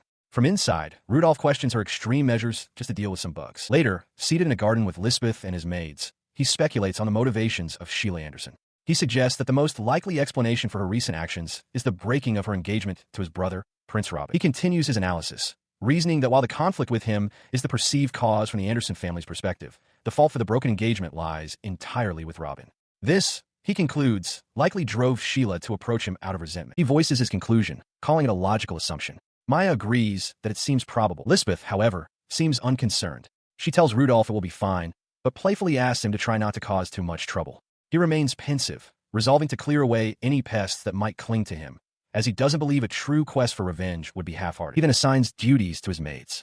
Maya is to continue guarding Lisbeth, and will be assigned to guard him. Maya snaps to attention with a crisp salute, acknowledging the order. He immediately corrects himself, remembering that servants are not allowed in the lower-class dormitory. When and Asta will guard him, he dismisses the concern, stating that even if Sheila seeks revenge, she wouldn't go so far as to kill him. He revises his plan, ordering and to monitor Wilhelm in the luxury dorm instead. Setting aside the plots and dangers, he turns to Lisbeth with a bright smile. He declares that, more importantly, he wants to enjoy a peaceful school life, of course, together with her. His direct words leave Lisbeth, Maya, and blushing and momentarily speechless. And so, with his companions by his side and his goals set, his life at the Imperial Academy officially began. His new life at the Imperial Academy began with a flurry of activity, from chaotic mealtimes to brisk runs across the campus with Lisbeth, and finally, settling into the structured environment of the classroom. Their instructor, Boris Armenian, led the male students out into a courtyard, his voice booming as he announced the start of their first practical lesson. As they gathered, one of his classmates, a blond boy, sidled up to Rudolph, boasting that since he came from a knightly family, he wouldn't lose to his big brother. Rudolph silently bristled at the overly familiar title. The boy's confidence was directed at a line of intimidating upperclassmen. The instructor explained that the first years would have a match against them, warning that there would be a significant gap in skill. His bravado vanished instantly, replaced by a face contorted in terror. Rudolph understood the purpose of the lesson, to put arrogant first years in their place by observing real swordsmanship against a formidable opponent. He was still processing this when a familiar voice called his name. Turning, Rudolph saw his opponent was none other than second Prince Oscar, who greeted him with a smile, congratulating him on his enrollment and asking him to go easy. His opponent's identity sent a murmur through the other students. Oscar was known as the best swordsman in the academy, skilled with a heavy sword. Rudolph, recalling his own year of training with Marquis Krantz, accepted the handshake, ready to test the limits of his own blade in a duel. Meanwhile, in a separate part of the academy, the girls' practical lesson began. The curriculum was strictly divided. While the boys practiced swordsmanship, the girls were instructed to take up sewing and embroider the provided patterns. This arrangement left Lisbeth utterly dejected. She lamented being separated from Rudolph, and worse, being forced to do sewing, a skill she was particularly bad at. As she lamented her situation, a cheerful voice asked if the seat next to her was taken. It was Sheila Anderson. Lisbeth eyed the girl warily, granting permission but thinking to herself, this woman. As she sits at the sewing table, Sheila Anderson leans in, a cheerful smile on her face. She remarks on how close Lisbeth and Prince Rudolph seem, feigning jealousy and wishing aloud for a wonderful fiancé of her own. Her eyes then fall upon the handkerchief Lisbeth is embroidering, and she sweetly asks if it's a gift for the prince. The seemingly innocent question hangs in the air, but Lisbeth's mind races. She understands now. Sheila's target for revenge isn't Rudolph. As Sheila's cheerful facade melts away into a chilling, shadowed grin, she leans closer. Do you know why I don't have a wonderful fiancé, Lisbeth-sama? She asks, her voice dripping with malice. The horrifying realization strikes Lisbeth like a physical blow. The resentment is directed at her. While sitting with Sheila, Lisbeth comes to a sudden realization. The recent attack wasn't aimed at Rudolph, but at her. She reasons that even with the engagement called off, it would be natural for Prince Robin to hold a grudge. Seeing her troubled expression, Sheila playfully tells her not to make such a face. She dismisses it as a little joke, assuring Lisbeth that she feels nothing at all for Prince Robin. If anything, she feels the opposite. In fact, Sheila confesses that she is grateful the engagement was broken off, leaving Lisbeth momentarily speechless. She explains that, as the head of the Anderson family, Her top priority is protecting the western border, a vital hub for the Empire's trade and defense. Because of this duty, she never felt any particular need to marry into the imperial family. Her experience with Prince Robin only solidified this feeling. She recalls him as a crude, violent, and incompetent man who carried himself as if he owned the world. During their dinner, he spent the entire time looking down on her and her family, the Margrave Anderson. The memory continues with Robin's lecherous comments and his arrogant declaration that he would take her as his bride, despite her being a country brat. Back in the present, Lisbeth shudders with disgust. Sheila notes the irony of being called country bumpkins by the imperial family when it is her own family defending the border. She then admits with a small smile that when she heard Prince Robin had been beaten to a pulp, she felt a tiny bit of satisfaction. Having shared her story, Sheila turns to her new friend and offers a simple, heartfelt thank you. Lisbeth blushes slightly at the gesture. In the background, a sparring match concludes with a victory for a second-year student named Elliot. The call for the next match rings out. The instructor, Boris Armian, summons the next pair to the training grounds. First-year Rudolph and second-year Oscar. Rudolph appears focused, while his older brother Oscar approaches with a calm smile. Facing each other with practice swords, Oscar remarks that they never had a chance to speak at the New Year's party. He then reveals that he has been wanting to cross swords with Rudolph for a long time. He apologized to his brother for turning down a previous invitation, but Oscar waved it off, noting that Rudolph was joining their other brother's faction anyway. With the formalities concluded, the sparring match began. Oscar lunged forward, his practice sword held high for a powerful downward strike. Rudolph instantly analyzed the attack. He recognized the shallow step as a feint and prepared to close the distance. But just as he anticipated, Oscar pulled back, testing his reaction. As their blades met, Oscar commented on Rudolph's clean and straightforward swordsmanship, correctly deducing that he had trained under Marquis Faucrance. He noted that Rudolph had likely only ever sparred against stronger opponents, and was impressed to see his younger brother pressing the offensive rather than simply defending. Watching from the sidelines, other students were stunned. They murmured in disbelief that Rudolph was actually holding his own against the strongest student in the entire academy. From a window high above the training grounds, Sheila Anderson watched the duel unfold. Beside her, Lisbeth sat calmly working on some embroidery. Sheila turned to her, asking if she wasn't worried that Rudolph was fighting Prince Oscar. Lisbeth simply replied that she was. She continued with unwavering confidence, stating that Lord Rudy was not the type to lose. With that, she declared she would simply focus on her needlework. Her friend sighed with a smile, remarking on how deeply Lisbeth adored Lord Rudolph, and admitting there was no way she could compete with such devotion. Lisbeth seemed taken aback by the comment. Sheila then made a startling confession. She admitted that at first, she had considered stealing Lord Rudolph away as a form of payback, since the broken engagement had tarnished her family's name.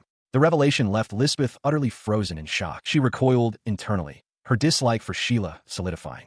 Despite the other girl's cheerful plea to just be friends, Lisbeth couldn't shake her negative feelings. Her gaze then fell upon the embroidery hoop in Sheila's hands. The stitching was a chaotic mess, barely recognizable as the intended subject, Prince Rudolph. Sheila, tears welling in her eyes, lamented her own clumsiness and lack of feminine grace, admitting that she only knows martial arts. Despite her own apparent struggles, Sheila began to offer surprisingly astute advice. She pointed out that the pattern Lisbeth had chosen was too complex for a beginner and that the fabric in her hoop wasn't pulled taut enough, causing it to shift. Sheila advised her to focus on a simple design, to be patient and not to rush, assuring her that she would improve with time.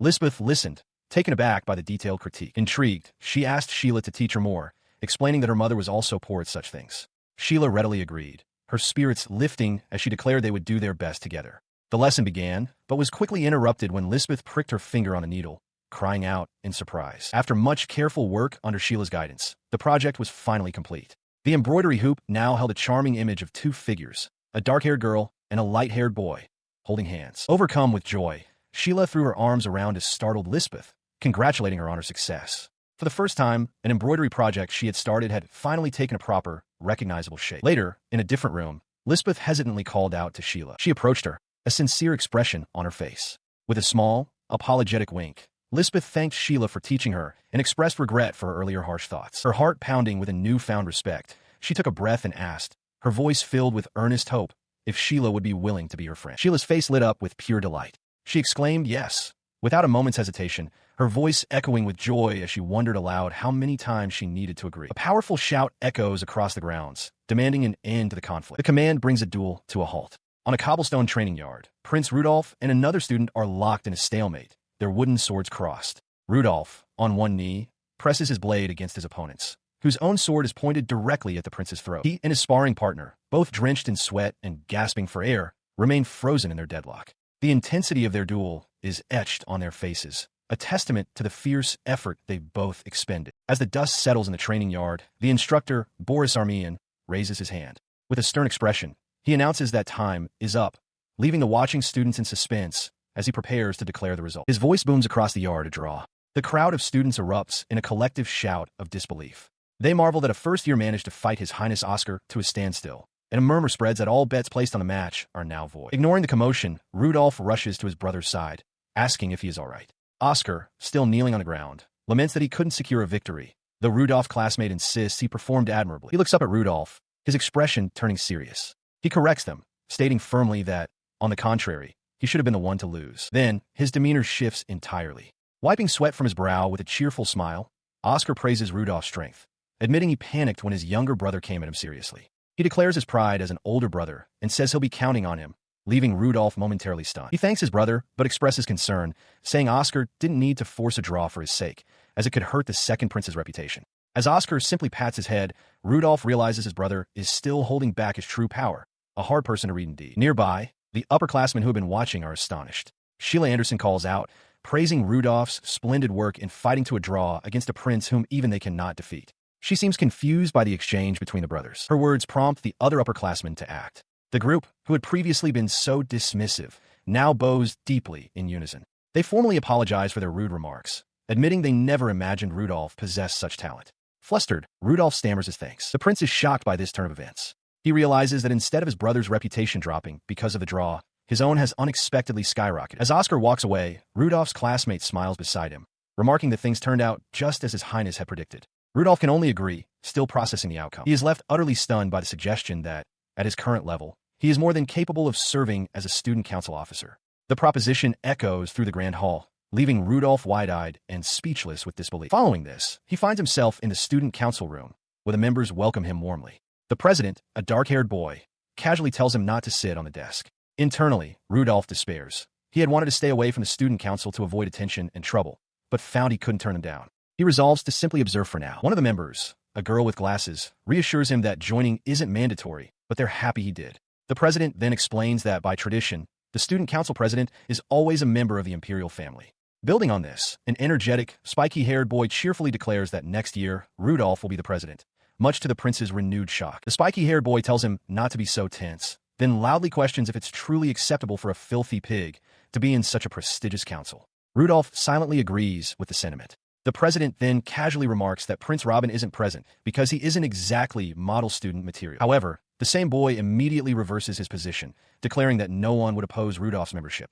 He reasons that not only has the prince's behavior improved, but he has also proven himself strong enough to draw with Lord Oscar. Despite this, Rudolph remains unconvinced, muttering that he still can't join. The president notices his hesitation and asks if something is wrong. In his mind, Rudolph curses his brother, realizing that the duel was a sneaky tactic by Oscar to box him into this very situation. Sensing the true source of his worry, the president leans in close. He whispers that he understands Rudolph's concern. Since Rudolph joined Prince Frederick's faction, working happily with Oscar on the council would look bad. He then reveals an unspoken rule. Faction disputes are never brought into student council business. With the political concerns addressed, the president moves on to proper introductions. The boisterous student announces himself as Derek McGregor from General Affairs, while the composed girl with glasses introduces herself as Crystal Svensson, the treasurer. Now seated, Rudolph asks about the vice president's whereabouts. He thinks to himself that he only wanted to make a brief appearance before returning to the classroom where Liz is waiting. Crystal explains that the vice president's class is running late, but he should arrive soon. At that moment, the door slides open with a sharp sound. A young man with reddish-brown hair and a piercing gaze enters, carrying a briefcase and papers. As a scroll case clatters to the floor, Rudolph's eyes widen in shocked recognition.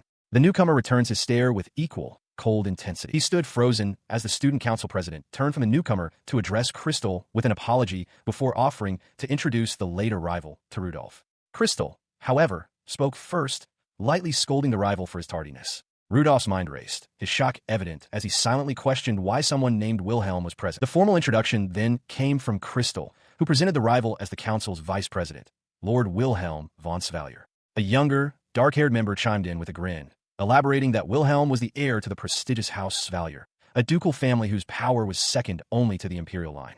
The other council members looked on with cheerful approval, officially welcoming their esteemed colleague. Within the grand halls of the Imperial Academy, the newly assembled student council gathers. The president addresses the group with a confident smile, declaring that as the heart of the empire, the Academy's standards will be upheld. The other members, including Derek McGregor and Crystal Svensson, appear pleased, while Prince Oscar and his younger brother, Rudolph, look on. Rudolph turns to his brother, his expression suddenly grave. He apologizes to Oscar and makes a startling request for him to act as if Rudolph had never joined the student council at all. The other members react with audible gasps of confusion. Without another word, he excuses himself and pivots sharply, striding away from the bewildered group. As the others wonder aloud what just happened, a concerned Oscar calls out for his brother to wait. He pursues Rudolph down a long, stone corridor, demanding to know what he is planning. Rudolph stops by a large window, arms crossed, waiting for his brother to catch up. Catching his breath, Oscar asks what is going on and if something has happened between Rudolph and someone else. Rudolph's face darkens as he explains that there is one person he can never get along with, a man he considers to be on the same dangerous level as their brother, Robin. He reveals what he knows from the future recorded in the War Chronicle. In that timeline, Wilhelm pretended to be Rudolph to get close to Liz, toying with her feelings. For that betrayal alone, Rudolph feels he deserves 1,000 deaths. He recalls that Wilhelm and Liz became lovers, and after Wilhelm rose to become emperor, he stole Liz away completely. His thoughts focus intensely on the current Wilhelm von Svallier. He reasons that even if the exact history has changed, the overall development will likely be the same. In this new reality, he finds Wilhelm completely unreadable, his true intentions a mystery. He continues his internal monologue, certain that this Wilhelm is nothing like the great hero from the Chronicle. More than anything, he senses an overflowing hostility in Wilhelm's eyes directed squarely at him. He concludes it would not be strange if Wilhelm were already plotting his assassination. Bringing his focus back to the present, Rudolph looks his brother in the eye. He states with absolute clarity that Wilhelm is the one person Oscar must never, under any circumstances, let his guard down around. With his warning delivered, Rudolph excuses himself and walks away. Oscar is left standing alone, a bead of sweat tracing a path down his temple. He watches his brother depart, wondering with deep concern what is truly going on with him and Wilhelm. He watched as his younger brother walked away, the ultimatum echoing in the grand hallway. Rudolph's voice was firm, stating that if Oscar truly wanted his help, he had to understand one thing. He must cut all ties with Wilhelm. He continued down the long, sunlit corridor, leaving his brother to contemplate the choice he had just been given. The decision, Rudolph thought, was now entirely up to Oscar. Elsewhere, Rudolph's arrival was met with an enthusiastic greeting. Sheila Anderson, sitting with Lisbeth and another young noblewoman, called out to him, pointing out that he was late. He stopped, his expression hardening with annoyance. He questioned why Sheila was with Lisbeth, his tone sharp. Sheila, feigning offense, asked why he sounded so disgusted. He watched with suspicion, wondering if Sheila was planning something. She cheerfully announced that the nuisance would now be leaving and waved goodbye. Meanwhile, Lisbeth and her other friend tried to get Sheila to properly address the prince, but she simply brushed them off. His confusion grew as he watched them go, leaving him alone with Lisbeth. He couldn't help but wonder how the two of them had gotten so close. Lisbeth, looking down shyly, seemed unsure of what to say. His attention was then drawn to the object she held out to him. It was a handkerchief, beautifully embroidered with small figures of the two of them. He realized it was a practical exercise for her embroidery class. Lisbeth shyly thanked him for his praise, confirming that it was indeed super cute. He looked up from the gift, meeting her gaze. She asked if he remembered their first meeting, noting that it had been almost a year since they were reunited. She recounted the memory, her eyes glistening. Back then, when she had suddenly burst into tears, he had immediately held out his handkerchief to her without any hesitation. She explained that this was her way of returning that handkerchief. Even though others mocked his past and called him the Tyrant Prince, she was sure in that moment that his kindness hadn't changed. With a warm smile, she told Lord Rudy that while their academy life had just begun, she hoped they could continue to get along. Overwhelmed by Lisbeth's kindness, Rudolph burst into tears, his face flushed and streaked with emotion. An onlooker expresses alarm, shouting out to Lord Rudy and asking if he is all right, noting with concern that he seems to be leaking every bodily fluid. This display of emotion has a profound effect on Sheila, who watches with a blissful, teary-eyed expression, drool trickling from her mouth. Internally, she thinks that the sight of them is simply too precious to bear. Her intense reaction stemmed from a particular passion. Sheila was a hardcore shipper, an enthusiast who imagined romantic pairings. She was even known to write fan fiction about real people, and she fervently supported the idea of Lady Lisbeth and Lord Rudolph getting together. Following that emotional exchange, time passed. 2 weeks later, life at the academy had settled into a peaceful rhythm for Rudolph. He reflected on his quiet days, noting that there had been no further attempts to recruit him into the student council. He continued to muse on the changes as he walked the academy grounds with Lisbeth and Wilhelm. His reputation had clearly improved thanks to his performance in the practical exam, to the point where even his classmates had started greeting him lately. Beyond his own social standing, he was also pleased by another development. He was surprised, but happy, that Lisbeth had somehow managed to become good friends with Lady Sheila. Their friendship, however, came with a peculiar intensity on Sheila's part that sometimes gave him pause. He found it bothersome how Sheila would stare at Lisbeth with such burning eyes, silently urging him to just hug her already. Despite these small oddities, a genuine smile spread across his face as he walked with his friends. For the first time, he realized that school was truly fun. This newfound joy was often found in simple moments, like walking through the sunlit halls of the academy with Lisbeth by his side. His newfound peace was abruptly shattered. Before him, the faces of his classmates, Wilhelm, Sheila, and others, twisted in expressions of pure shock. Even Lisbeth, standing nearby, was visibly startled by the sudden turn of events. A tremendous, jarring thud echoed through the hall, causing the entire student body to flinch. Seated on the benches, they all whipped their heads toward the source of the sound, their faces a mixture of alarm and confusion. A single thought hung in the air. What in the world was happening? A crudely written notice is posted for all to see. It makes a bold accusation. The fourth Prince Rudolph is manipulating Student Council President Oscar and plotting to seize control of the academy. The inflammatory message draws a crowd of students, their faces a mixture of shock and confusion. Among them, Prince Rudolph stares at the words, his own expression one of wide-eyed disbelief. Whispers ripple through the onlookers. One student finds the situation creepy, while others voice their contempt, calling it a disgrace to the imperial family and declaring that a pig has no place there. Lisbeth's face contorts with a silent, simmering rage at the insults. Beside her, another student demands to know who posted the note, while Sheila looks on with deep concern. The blonde student who spoke earlier claims he doesn't know who did it, remarking callously that where there's smoke, there's fire. Sheila, infuriated, shouts at him to stop. Stepping forward, a girl with braided hair introduces herself as the class representative, April Svensson. She pleads for everyone to calm down, assuring them that she is just as confused by the disrespectful note and refuses to even touch it. Her expression hardens with resolve. April declares her belief that no one in their class would do such a thing, and more importantly, that bullying will never be allowed. With that, she reaches up to tear the notice down. Later, Rudolph quietly thanks Lisbeth for her support. She dismisses it, saying it was nothing. In the background, their teacher, Boris Armian, laughs heartily, apologizing to another student for working him too hard. He enters the classroom to an unnerving silence. All of his classmates are standing by their desks. As he walks to his seat, he wonders why everyone is standing when class is about to start. Rudolph sits down alone, his head bowed under the weight of their collective judgment. The silent, standing figures create a wall around him, a clear and deliberate act of ostracism. He sits with Lisbeth and Sheila in the academy's grand dining hall, where the air is thick with gossip. Sheila explains that the incident began about 3 days ago, confirming the rumors her classmates are whispering about. She recounts a tense confrontation in front of the student council room between second Prince Oscar and Wilhelm von Svallier. According to her, Oscar accused Wilhelm directly, shouting his name and questioning if he was planning to set him up. Faced with the prince's ultimatum, Wilhelm understood the gravity of the situation. If he did not yield, he would be expelled from the student council. In response, Prince Oscar turned his back, declaring their association finished. He announced his intention to support Rudolph and the entire academy, effectively severing all ties with Wilhelm. Sheila finishes her account of the confrontation. The memory of it clearly still stings Wilhelm, who internally sees that nothing good ever comes from those with amber eyes, reaffirming to himself that Rudolph is the only one he can trust. He finds the story difficult to accept. For the famously stoic Prince Oscar to show such emotion was unusual. He wonders what could have happened to make him so furious, and how the malicious flyer appeared immediately afterward. As he mulls this over, Sheila interrupts with a knowing smile, suggesting there's more to the story. Surprised by her detailed knowledge, Rudolph asks how she knows so much. She winks playfully, explaining that as a lady of House Antesian, she has her own information network. She adds with a giggle that she finds the dynamic between Rudolph and Lisbeth quite cute. With a confident finger pointed upward, she reveals her conclusion. The culprit behind the flyer is most likely the student council treasurer, Miss Crystal Svensson. She elaborates that Crystal is in love with Wilhelm. If he were to leave the student council, she would be the one to take the biggest hit. Lisbeth chimes in, recalling that Crystal did call him Sir Vil, an affectionate nickname.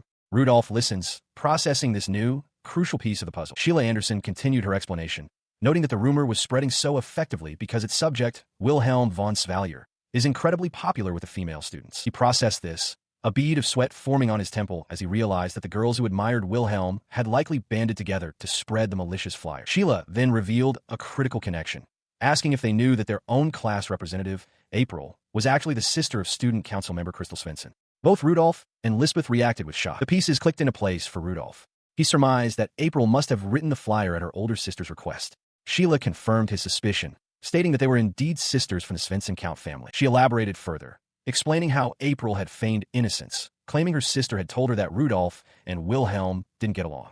By doing so, she casually boosted the flyer's credibility, an act Sheila described as masterful acting. Lisbeth clenched her fists in anger at the deception. Rudolph, however, was puzzled as to why the male students would also believe the rumors. Sheila supplied 2 simple reasons: jealousy and peer pressure. His mind reeled, trying to comprehend the complex web of social dynamics at play. Sheila explained that since Rudolph already had a bad reputation as a tyrant prince, students felt there would be no punishment for joining in on a group effort to ostracize him. She added that many were secretly jealous of his high praise in swordsmanship and his close friendship with Lisbeth. The explanation still didn't sit right with him. He found it difficult to accept that this was truly how the student body operated. Later, Rudolph arrived at the student council room, where Prince Oscar greeted him warmly. Before Oscar could finish his invitation, Rudolph cut straight to the point, asking his brother directly if it was true he intended to expel Wilhelm. He pressed further, questioning if something had happened between the two of them, but Oscar casually dismissed it as nothing more than a scratch while continuing his paperwork. He stood stunned as Prince Oscar, without looking up from his letter, dismissed the matter, stating he would contact Wilhelm properly later. Internally, Rudolph decided it was best to simply nod along for the moment, though his mind raced with the implications. He understood the gravity of the situation, but still, the thought of the student council's vice president simply disappearing was difficult to accept. The prince's justification for his stance became clearer. He had explained to Crystal Svensson that Wilhelm had long been problematic due to his behavior and comments. Oscar claimed he would rather not elaborate, as it would feel like mere slander, but his meaning was clear. Crystal, taking in his words, hesitantly agreed to think about the matter. Oscar's true purpose was then revealed.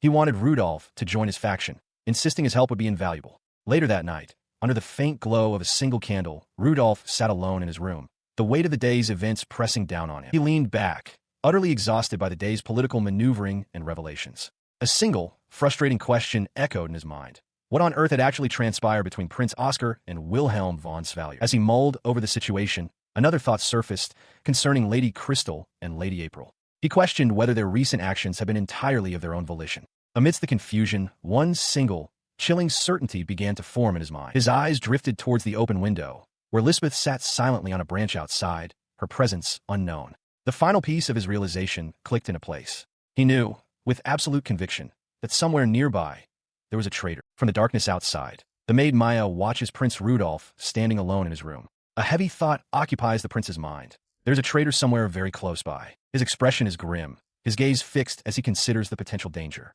The realization is a sharp, metallic clang in his thoughts. A knock sounds at the door.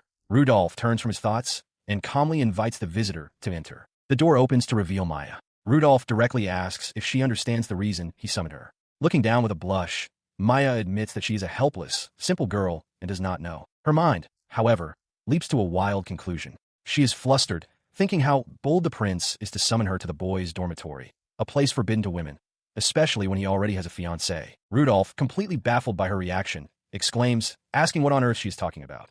But Maya's internal monologue continues, convinced that the prince must have developed feelings for his super-cute, personal maid. The commotion attracts two other maids, who burst in asking what is wrong. In a fit of panicked devotion, Maya begins to untie her apron, shouting that if the prince desires it, she, Maya, will offer her body and soul if he will just listen to her story. He throws his hands up in alarm, shouting for them to calm down and apologizing. He quickly invents a story, claiming a bug appeared and startled him. Maya freezes, shocked, wondering what kind of bug could possibly frighten her Aniki. In a swift sequence, Maya offers a sweet, devoted smile, only for Rudolph to firmly point her out of the room.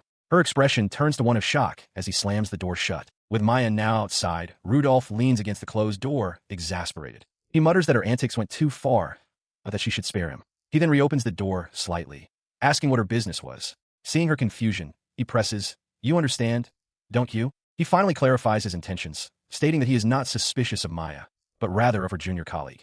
And Maya is visibly stunned by the accusation. Rudolph's expression hardens as he recalls assigning and to guard Lisbeth on the day of the entrance ceremony, admitting that he is now monitoring her as a potential traitor. Following this revelation, he asks Maya if she has received any reports from Anne. Maya confirms that she gets regular updates, but insists there has been nothing of note to share. Rudolph counters, explaining that this very lack of significant information is what he finds so strange. He elaborates on the situation, revealing that Wilhelm von Svallier has been dismissed from the student council after falling out with second Prince Oscar. More troubling, he adds, is that a rumor is spreading throughout the academy that he, Rudolph, is the cause of their conflict. He continues, mentioning that Sheila Anderson was the one who told him, and that she seems to have her own capable informant. As he speaks, Maya's expression shifts to one of deep concern. Rudolph presses his point, declaring it unthinkable that Anne, a trained intelligence agent for the Falkrantz family, would miss information that Sheila's source managed to uncover.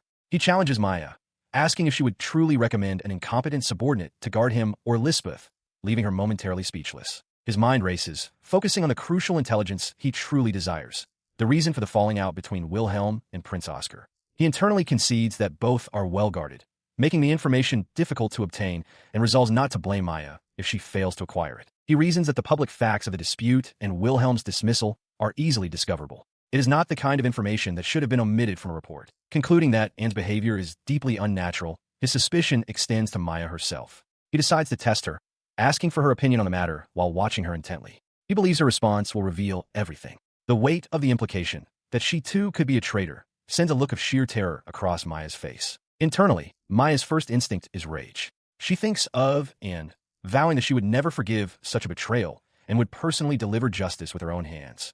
This simple, direct anger registers as a low probability of her being a traitor. A second, more calculated thought process follows. She considers defending and acknowledging that while the situation is suspicious, there might be circumstances that led to a gap in surveillance. This line of reasoning, however, would significantly increase the perceived possibility of her being a traitor. She internally dismisses one option, to cheerfully tell Prince Rudolph he is overthinking things and that mistakes happen. To do so in this grave situation, she realizes, would be out of character and disastrous, marking her as a traitor with near certainty. Having made her decision, she throws herself onto the wooden floor in a deep, formal bow. Rudolph is visibly startled by the sudden, extreme gesture, calling out her name in shock. From her prostrated position, she offers a profound apology to the prince, declaring that the entire incident with and is completely her fault due to her own failure as a supervisor. She continues, pleading that whatever punishment is deemed necessary, she wishes to receive it alongside, and Rudolph simply stares, his expression unreadable. He reels internally, trying to decipher her motive. Is this a genuine acceptance of joint responsibility or a calculated performance, banking on the belief that he would never actually punish her? As he contemplates, Maya remains perfectly still, her head pressed to the floor in a display of utter submission. Breaking the silence, he kneels to her level. He asks why she would go so far for her, and, questioning if she is merely a junior colleague, Maya begins to reply, stating that to explain, she must speak of her past. Her words trigger a memory, shifting the scene to the grand facade of a noble's estate, where a voice from long ago asks for a name. The memory solidifies.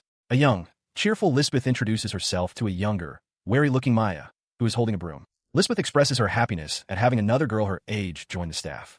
Maya, however, thinks cynically that she only came to this rich girl's house for the money. She responds coldly to Lisbeth's welcome, stating that a sheltered lady like her could never understand. For Maya, it was normal to be treated like trash and to be beaten for not obeying orders. She continued her story, her younger self's face hardening as she posed a chilling question to the young noble girl, Lisbeth. She asked if Lisbeth had ever imagined the existence of someone she wanted to kill. Before Lisbeth could process the question, the young Maya's face contorted with rage. She shrieked that it was naive, sheltered people like her that she wanted to obliterate. This confrontation was the result of a recent decision in the Fockrantz household. The butler explained to the Marquis and his wife that he had scouted the girl, Maya Brandt, from the slums. She had been a gopher for a group of thieves, and he believed she was the perfect candidate to be trained as a servant and intelligence agent. Mrs. Fockrantz seemed pleased, hoping she would become a good companion for Lisbeth. The butler, however, privately expressed his grave concerns to the Marquis. He warned that bringing a common thief with such rebellious eyes so close to Lady Lisbeth was dangerous. The Marquis, however, dismissed his worries, stating it would be fine. His fears were not unfounded. In the garden, Maya's fury manifested physically as she twisted Lisbeth's arm, causing the noble girl to cry out in pain and shock at the smaller girl's strength. For Maya, it was a desperate act. She refused to lose to violence again after all she had suffered. Pinned to the ground, Lisbeth looked up at her attacker, and a realization dawned.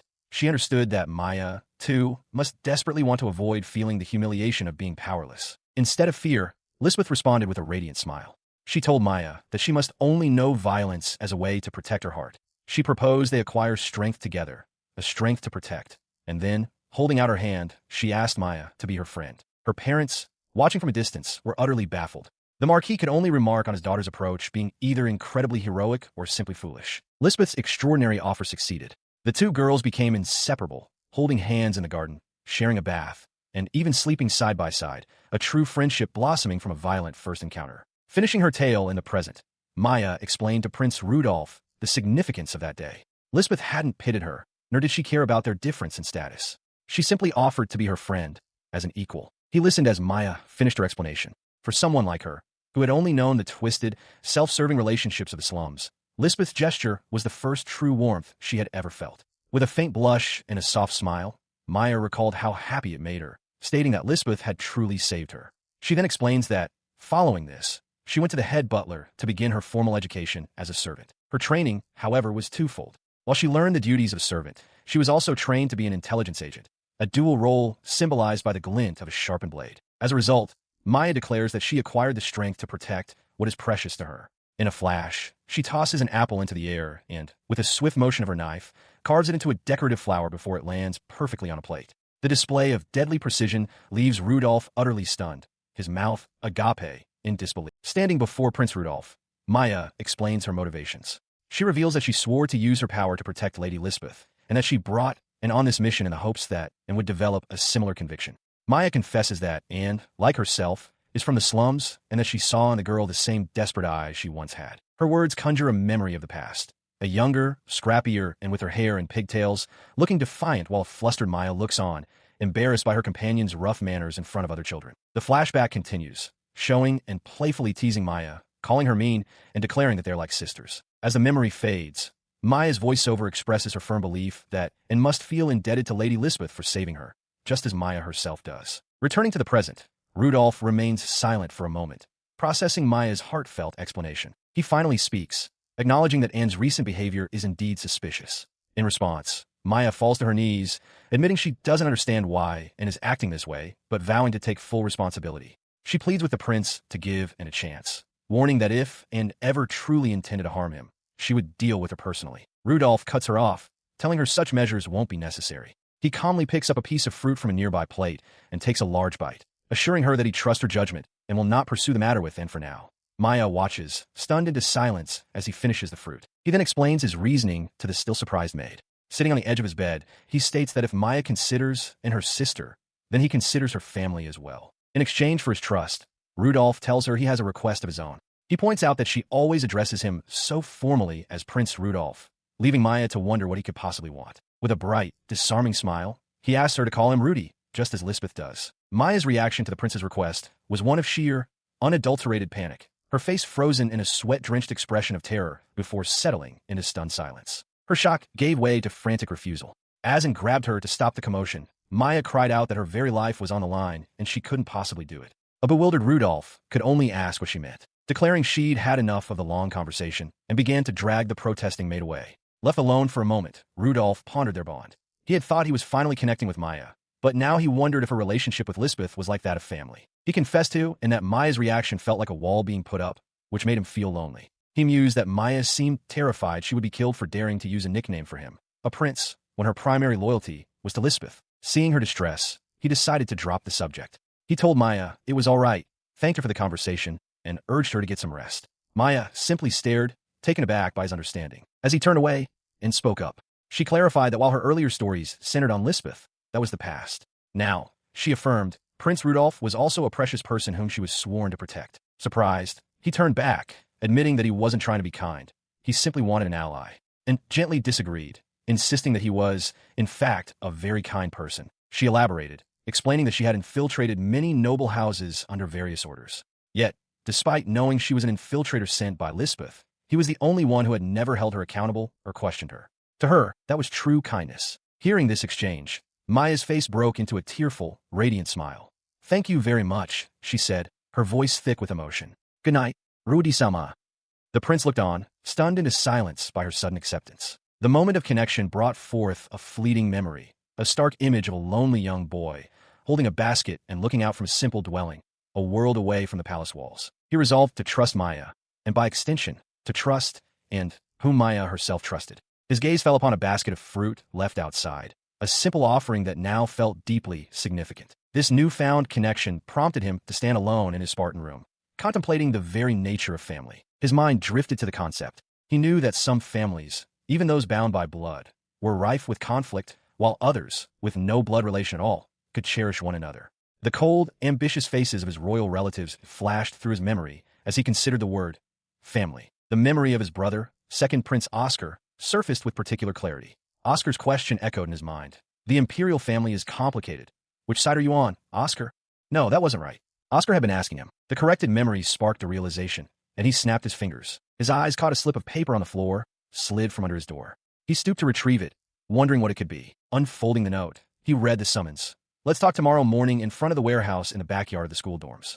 He immediately understood. It was from Oscar. He recalled his brother's promise to contact him later to arrange a meeting. A new problem arose. The academy had 2 dormitories, one for the upper class and one for the lower class. The note was ambiguous. Which one is it? He wondered, a wave of panic washing over him. The next morning, a flustered Rudolph stood before the dilapidated lower-class dormitory. Just then, a voice called out, "Good morning, Rudolph." He looked up to see Oscar approaching from the path. His brother approached with a radiant smile. "Glad you figured out which warehouse I meant," Oscar said. Rudolph confirmed it was him, thinking how irritatingly cheerful his brother seemed. Common sense dictated the meeting should be at the luxurious upper-class dorms where Oscar lived. For a superior to visit the dirty lower-class dorms was highly unusual. He looked at his brother, directly questioning his motive. "But why are you here at this warehouse?" He listened as his brother explained the reasoning for the clandestine meeting spot. Oscar noted that the upper-class dorms, where Wilhelm also resides, posed a significant risk. With Wilhelm's retainers potentially snooping and numerous other nobles and servants around, it would be difficult to avoid surveillance. His explanation concluded with a simple, smiling confirmation. "Correct, Rudolph." Immediately after, Oscar's demeanor shifted, his expression hardening as he turned away with his arms crossed. Rudolph internally noted that his brother was a difficult person to read, having deliberately chosen an ambiguous meeting place. Pushing the thought aside, he asked what this was all about. Oscar's reply was blunt. It was about Wilhelm. He quickly summarized their relationship in his mind. He and Wilhelm were political allies, having made a pact to work together. As if hearing his thoughts, Oscar chuckled, remarking that the backing of the Svallier family, the Empire's most powerful faction, was indeed an attractive prospect. While Rudolph had already assumed as much, Oscar then presented a letter, explaining that a spy he'd sent to investigate Wilhelm had discovered it. Rudolph's eyes widened in shock. The seal on the letter was that of the Centaurus Palace, which is managed solely by First Prince Frederick. The implication was immediate and stunning. Wilhelm was also working with Frederick. The letter's contents were a simple thanks for cooperation, but the sender's seal was the critical issue.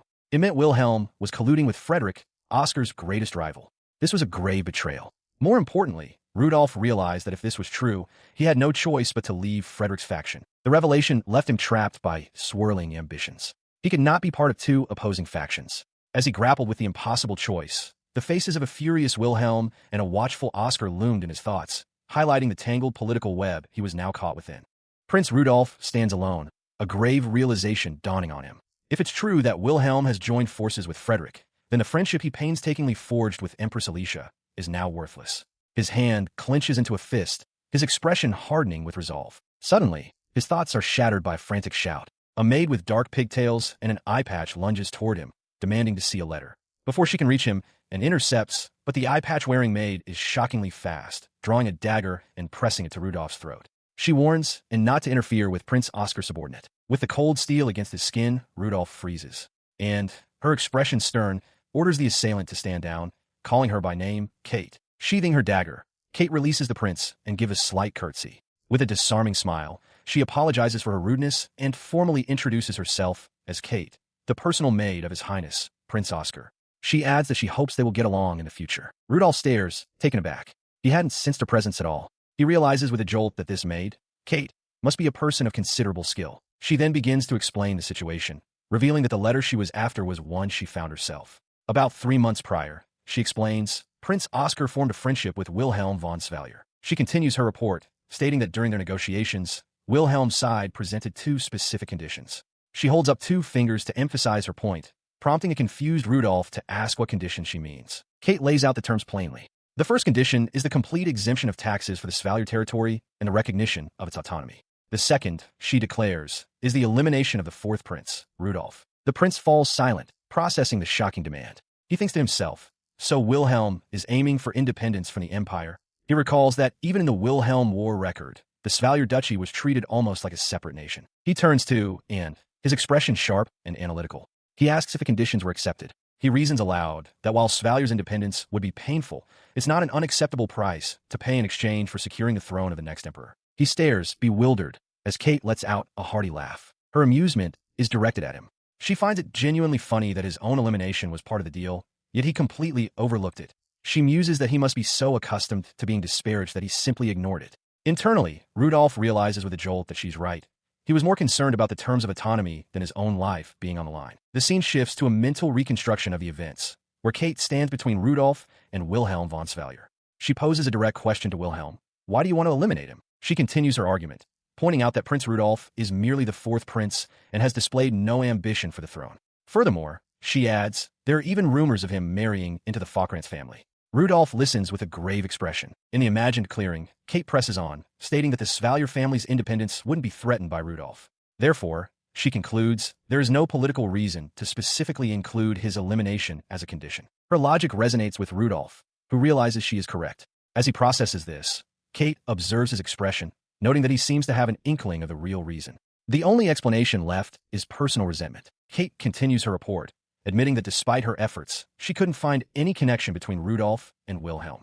She laments that the prince's security is so tight that even she was unable to effectively probe his affairs. She compliments him on having such excellent subordinates. Rudolph's expression hardens as he corrects her sharply, declaring that they are not his subordinates, they are his family. The focus returns to the imagined confrontation, where Wilhelm states that the reason he wants to eliminate Rudolph is something the prince himself failed to understand. He points an accusatory finger at the startled prince, declaring his intention to confront him directly about the matter. Rudolph is visibly shocked by the sudden, direct challenge. He stared in disbelief, struggling to comprehend the revelation. Second Prince Oscar had intentionally put him in the student council. With a sly grin, Oscar confirmed he had wanted to see what would happen if the two were brought together. Rudolph thought it an incredibly bold move, never imagining Oscar would orchestrate such a thing. Oscar then reminded him of something he'd said before, that their student council has an unspoken rule. He elaborated on this principle.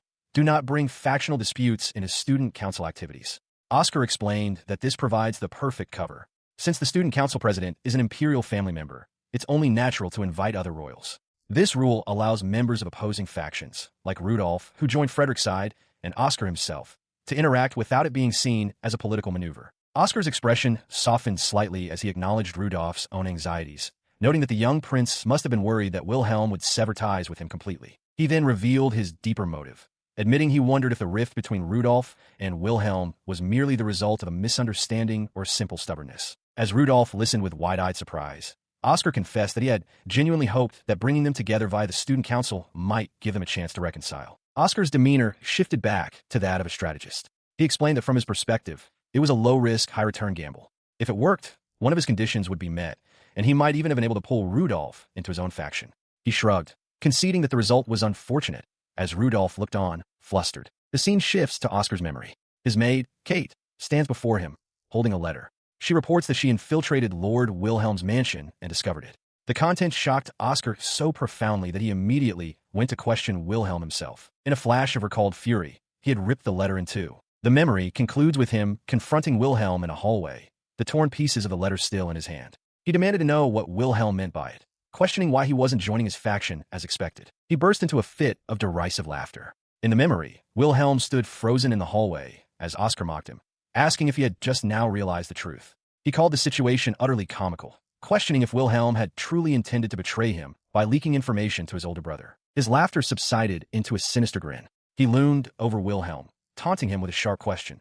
Did he, a false royal, truly believe he could become emperor with the backing of the Svallier family? Wilhelm could only stare back, sweating and speechless. Turning his back on the defeated young man, Oscar delivered his final, cutting remark.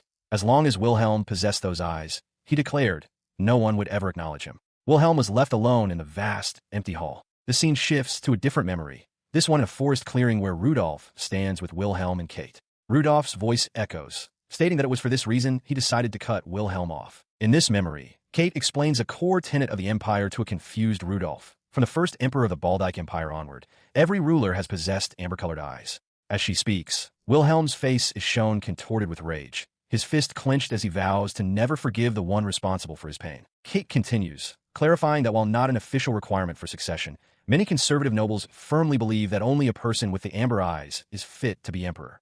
A vision of these nobles protesting flashes by, holding signs and shouting for those with black eyes to be cast out of the imperial family. Back in the forest, Rudolph casually dismisses the entire concept as a pointless custom.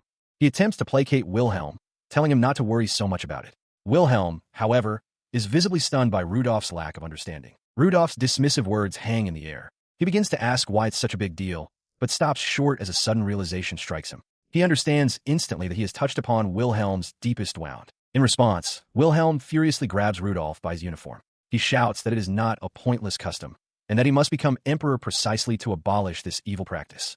The scene returns to the present, with Rudolph asking Oscar why he adheres to such a tradition. Oscar explains that the oldest and most politically powerful noble families are the most rigid about these customs. Oscar continues, his expression grim, noting that their brother Frederick also has many of these traditionalist nobles in his faction. He then pointedly brings up a tea party hosted by Empress Alicia, reminding Rudolph that he was also in attendance, implying the event's significance. He continues, explaining that he was also at that fateful tea party. A memory surfaces of his younger self, standing alone amidst grand pillars, ostracized. He recalls how the other children, led by a young Frederick, pointed at his black eyes and declared he wasn't truly royalty, treating him like an unwanted blight. In a flashback, his younger self, with tears welling in his eyes, turns and confronts Frederick. He cries out that it's a lie, that he too has a right to succession and can become emperor. He desperately insists that even without amber eyes like his brother, he is still a member of the royal family. Frederick's response is cruel and absolute. He tells Oscar to remember that an emperor with black eyes is an impossibility.